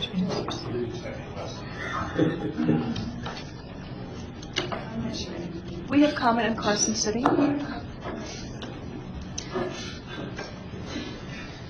Thanks, Judy. Good afternoon. My name is Elisa Caffaretta with Nevada Advocates for Planned Parenthood Affiliates. And I did make some of these comments at one of the subcommittees. I'm glad to hear how many meetings we've had because it's starting to lose track of which ones. So I'll just very briefly, in terms of these committee recommendations, sort of provide my comments so they're in this record to you as the entire board. In terms of I don't think the committee is not recommending that all of the qualified plans between the shop and the individual markets be identical or offer identical plans, but we would recommend that there be some policy or recommendation that facilitates sort of a long-term goal of helping individuals transition their coverage away from their jobs. One of the overarching goals of the Affordable Care Act and healthcare reform in general is that your health coverage maybe is not connected to your job. So it might be nice if that was one of the features of these plans, is that for those folks who may be in industries where they would switch their jobs a lot, they can get into a place where they can keep their coverage with them as they move along in their lives and their careers. So that would be one recommendation, maybe not a requirement. One of the other things is we're talking about limiting the number of plans. Again, I don't think, I'm not making a recommendation about the policy, but I did suggest that there be a very strong recommendation that within the web portal itself, every carrier would have to offer at least one example that met some kind of recommended apples-to-apples example. So everybody starts maybe with the same set of deductibles and coinsurance as a starting place, and then you could sort of make the adjustments as you go along. But that there was a situation where the first thing that you looked at, if you had no idea where to start in terms of comparing insurance plans, you could look at 5 or 10 plans that all had the same set of parameters, and maybe that's just built into the RFP or the initial setup or the public relations plan. Doesn't have to be a specific recommendation. And then one final thing that we would like to sort of start to get some more information on is when I think about the patients that come into our health centers, and we have 5 health centers in Nevada. Most of them do not have insurance. What we're starting to see is some information about co-insurance and deductibles, which look like catastrophic plan levels. I mean, we were talking about $4,000, $6,000 out-of-pocket amounts. Haven't started to see what those premiums would look like. So getting information about what that would be would give us a better idea of whether people would be able to get into these plans or not. I'm also, I haven't had time to read all the recommendations from the Finance Committee, but I'm a little concerned to see maybe not more explanation of other ways to subsidize helping get the biggest number of folks into these plans, because if they really function like catastrophic plans, which are apparently not very popular at all in Nevada, I think you're going to have a hard time meeting any of the enrollment projections that you've got. So that would be something that we'd like to see more information on as the reports come forward, is ways we can actually get people to be able to afford to enroll in these plans. So thank you. Thank you for your comments. Is there anyone else up in Carson City for public comment? No one else, thank you. All right, thank you. How about here in Southern Nevada? Anyone on the, oh, I'm sorry, somebody's coming forward. If you'll come forward and identify yourself for the record, please. Hi, I'm Vicki Mayville. I'm an independent health insurance broker, and I'm also on the Plan Certification Management Committee. And I think I share your concerns about having unlimited amounts. We did have a representative from the DOI that said that they had to approve the plans too, so there is some protection from that. I just wanted to mention that. I mean, we were talking about, you could have way too many plans, but the DOI does set some standards. Thank you.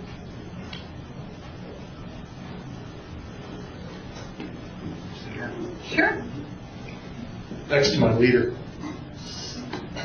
Dwight Mazzoni, for the record, independent insurance agent representing the Nevada State Association of Health Underwriters, and also a member of the Consumer Task Force. A couple of comments that have been made, and I would caution the commentator, that means you, Lynn. One is, if you're going to give an incentive back to a client, I suggest you refer to some NRS sections about rebates, because that's illegal. And even though we might be federally qualified and under ACA and everything else, I don't think we can rebate anybody anything under state law unless you're going to change the state law. So be very cautious about that type of conversation going on.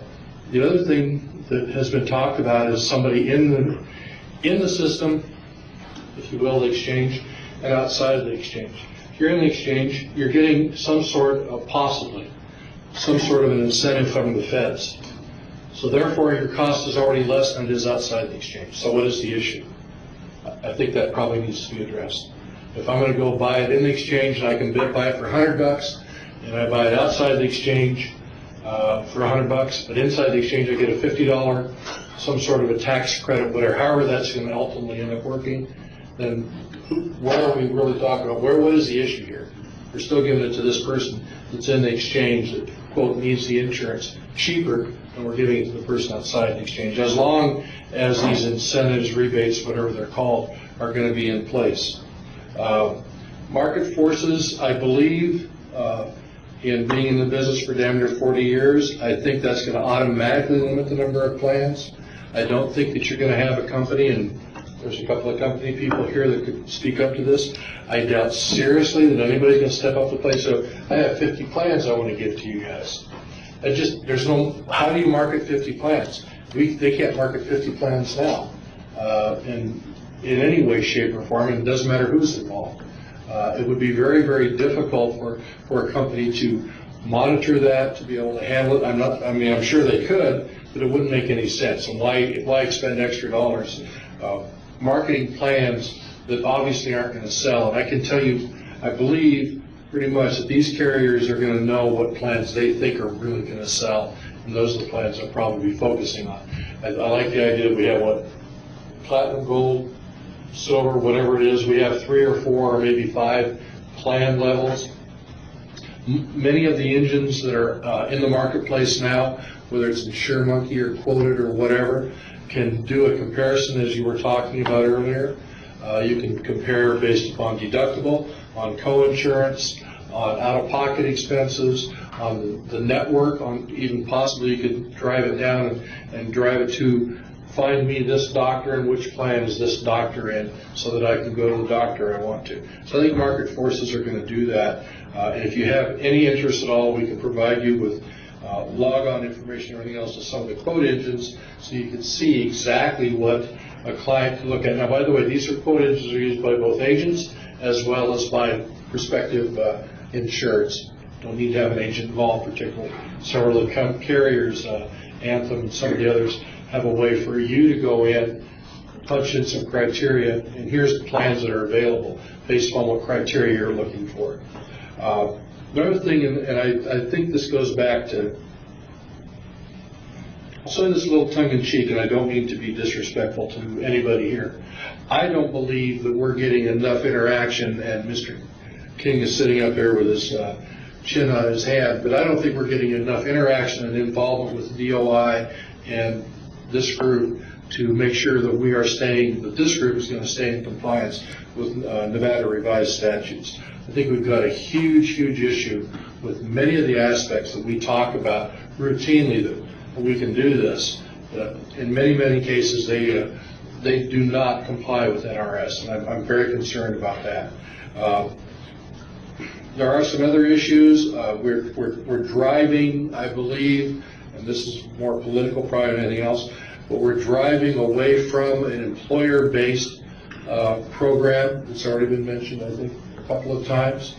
That is going to take not only for the consumer, because that's what most consumers are used to, not all of them, but we're going to have to educate everybody across the board that this is a non-employer-based program and how to use it. And I think that's something we need to add somehow to our strategic plan. We have to have a much, much better or stronger educational program on how to drive the consumer away from employer-based plans. Because I can tell you, and everybody pretty well knows, at least currently in the market that we're in, right or wrong, it's the market we're in, most people, particularly most people in this city, and I think of all the unions and everything else, everything you've dealt with, they're all driven by the employer.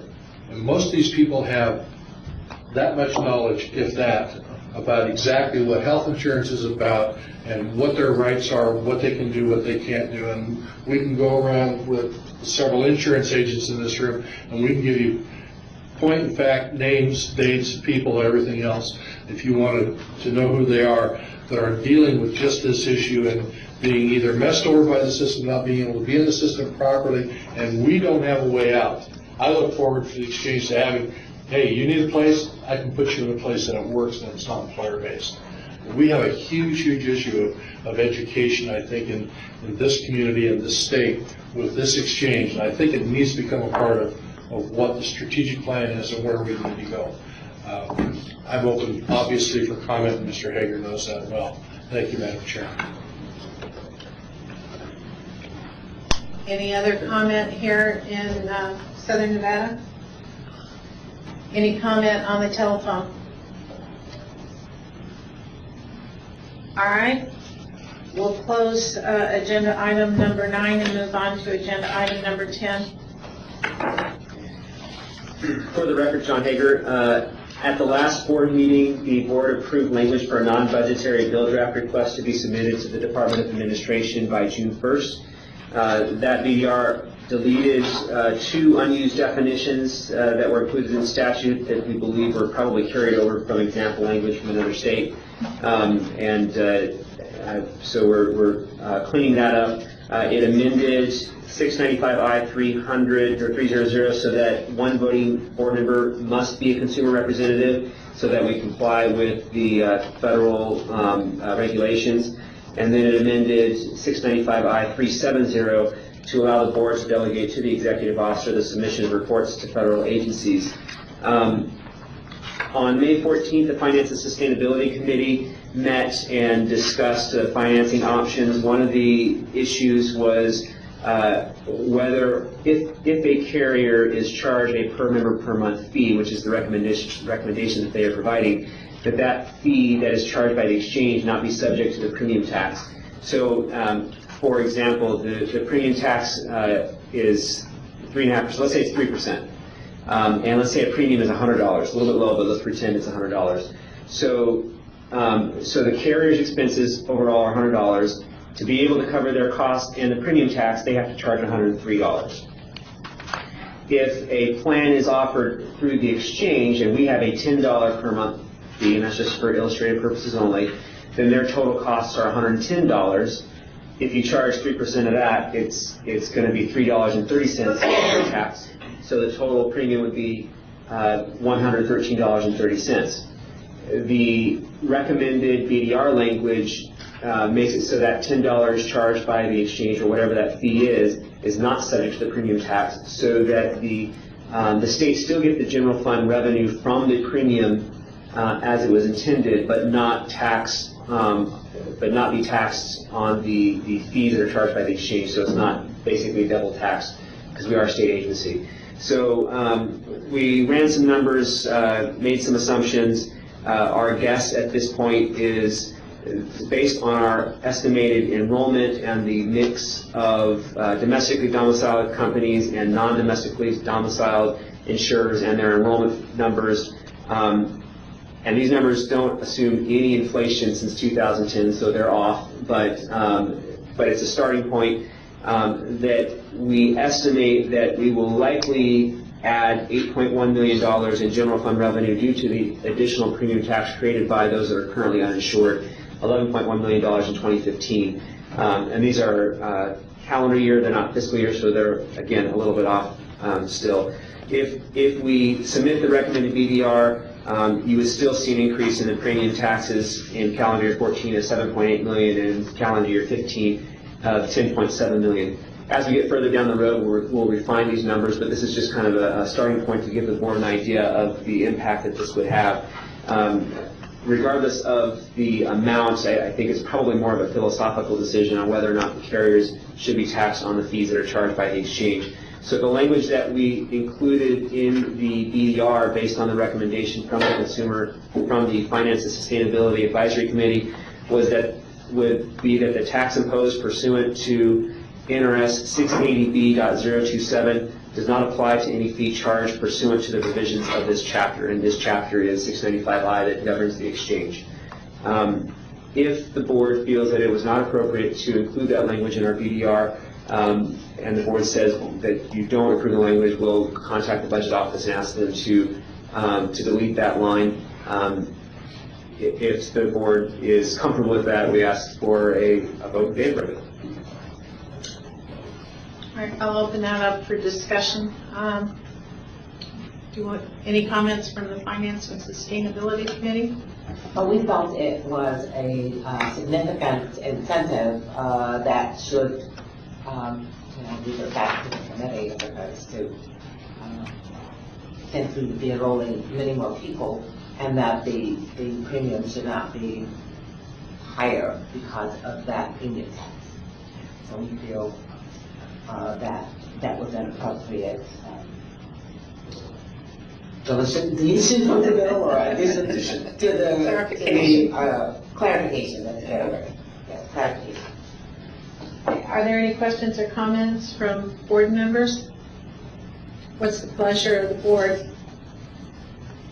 Madam Chairman, for the record, I move approval of the bill draft as requested. It's been submitted by the exchange. Okay, so the motion is by Member Lewis. Is there a second? Dr. Ford, I second. Okay, thank you, Dr. Ford. All right, all those in favor of the motion? Aye. Any opposed? All right, looks like a unanimous vote. Thank you very much. The motion passes. On to item number 11, which are possible items for future agendas, more specifically for the July meeting. So on the July meeting, we intend to bring the quarterly financial and consumer outreach reports to the board. We hope we can introduce to the board the business operations solution vendor. We will have a report on consumer assistance capacity that we'll be providing to the Consumer Assistance Committee at the end of the month, we'll be providing to the committee and to the board. We hope that we'll have a memorandum of understanding complete by that point, and then the actually it won't be a draft. It will be the submitted level 2 grant application. We assume that there will probably be additional items as well, but we'll be happy to take any recommendations from the board on items that they would like to see on the agenda. Are there any recommendations to staff on future agenda items?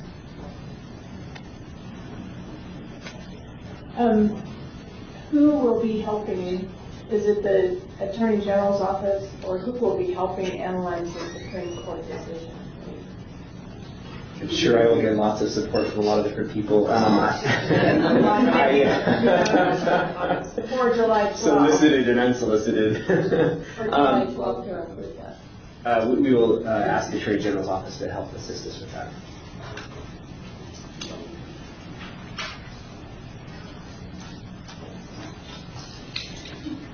Excuse me, could I ask?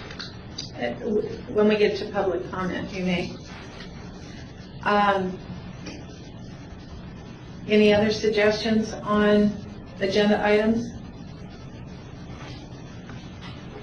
Okay, we'll close the item number 11, and now we will go to public comment. So do we have any public comment in Carson City? No. Thank you. Any public comment here in Southern Nevada?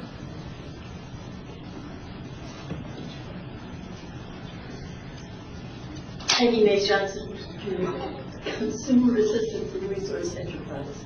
I have a question about your receiving the information about the Supreme Court decision and your analysis of it. Will that go out prior to the July 12th meeting so that people will be able to absorb it and look at it before we come to this meeting in July? I don't know if we'll know what it is by July 12th. It depends on how complicated the decision is. I assume all of you will have access to the same blogs and newspaper reports that we'll have. We will provide a report on the agenda that will be out prior to it. How far in advance, I don't know how I can't guarantee how far out in advance it'll be. Okay, then I was wondering if an agenda item would be if the what ifs and how this exchange will respond. As far as where we are, we've received all this federal money. If it's struck down, are the doors closed? I guess that's my question. You know, what are going to be the recommendations of this body? And if that's going to be part of the agenda for the next meeting. I think the answer to your question is we're not sure yet because we still don't really know when it's coming out and how much time we're going to need to digest it. Well, I'm assuming it's going to, I'm taking them at their word that it's going to be in June. You know, maybe I'm silly, but I'm assuming that we'll get it by the end of June and that July 13th will be. I think the problem is there's everything from completely struck down to completely upheld and 400 things in between, and I think no one has any idea, and so therefore we don't know how long it's going to take to interpret and analyze it. So I don't think it's going to be an evening review. Right. I mean, well, I guess my understanding in talking to people in D.C. is that. You want to come forward if you're going to continue? My understanding is that it will be struck down, or one or two provisions will be struck down. I mean, that's the understanding I have from attorneys in D.C. Hey, I want that crystal ball too. Let's not second guess what we need to do until we get there. If it's struck down. Let's not second guess what we're going to do till we get a decision. I would really, because everybody wants to second guess what's going to happen with this, and we don't know, and we need to be patient and find out what the Supreme Court tells us, and then we will communicate out how much time we're going to need to analyze it. Well, I guess the overriding question is, if it's struck down and we, excuse me for a moment, Chair Campbell, if it is totally struck down, I guess there are people that I have talked to that said, what happens, we have a Silver State Exchange, is there a plan B? That's the only question I have. And I thought it was pretty simple. Is there any other public comment here in Carson City? I'm sorry, in Southern Nevada. Is there any public comment on the phone? Well, before we adjourn, I would like to take this public comment time to thank one of our members whose term will be expiring this month, and that is member Marie Kerr. And I want to thank you, Marie, for all the time and effort that you put into this. And I really want to thank you for offering to continue until an appropriate appointee has been placed on the board. But I wanted to make sure that the day didn't go by without acknowledging all your hard work and everything that you've done on the subcommittees and everything that you've done for the board. So here to you, and thank you very much. You're welcome, and thank you to all of you for doing this. And then with that, if there are no other public comments, I want to thank everyone for being well prepared and for everyone participating. And with that, we'll adjourn the meeting.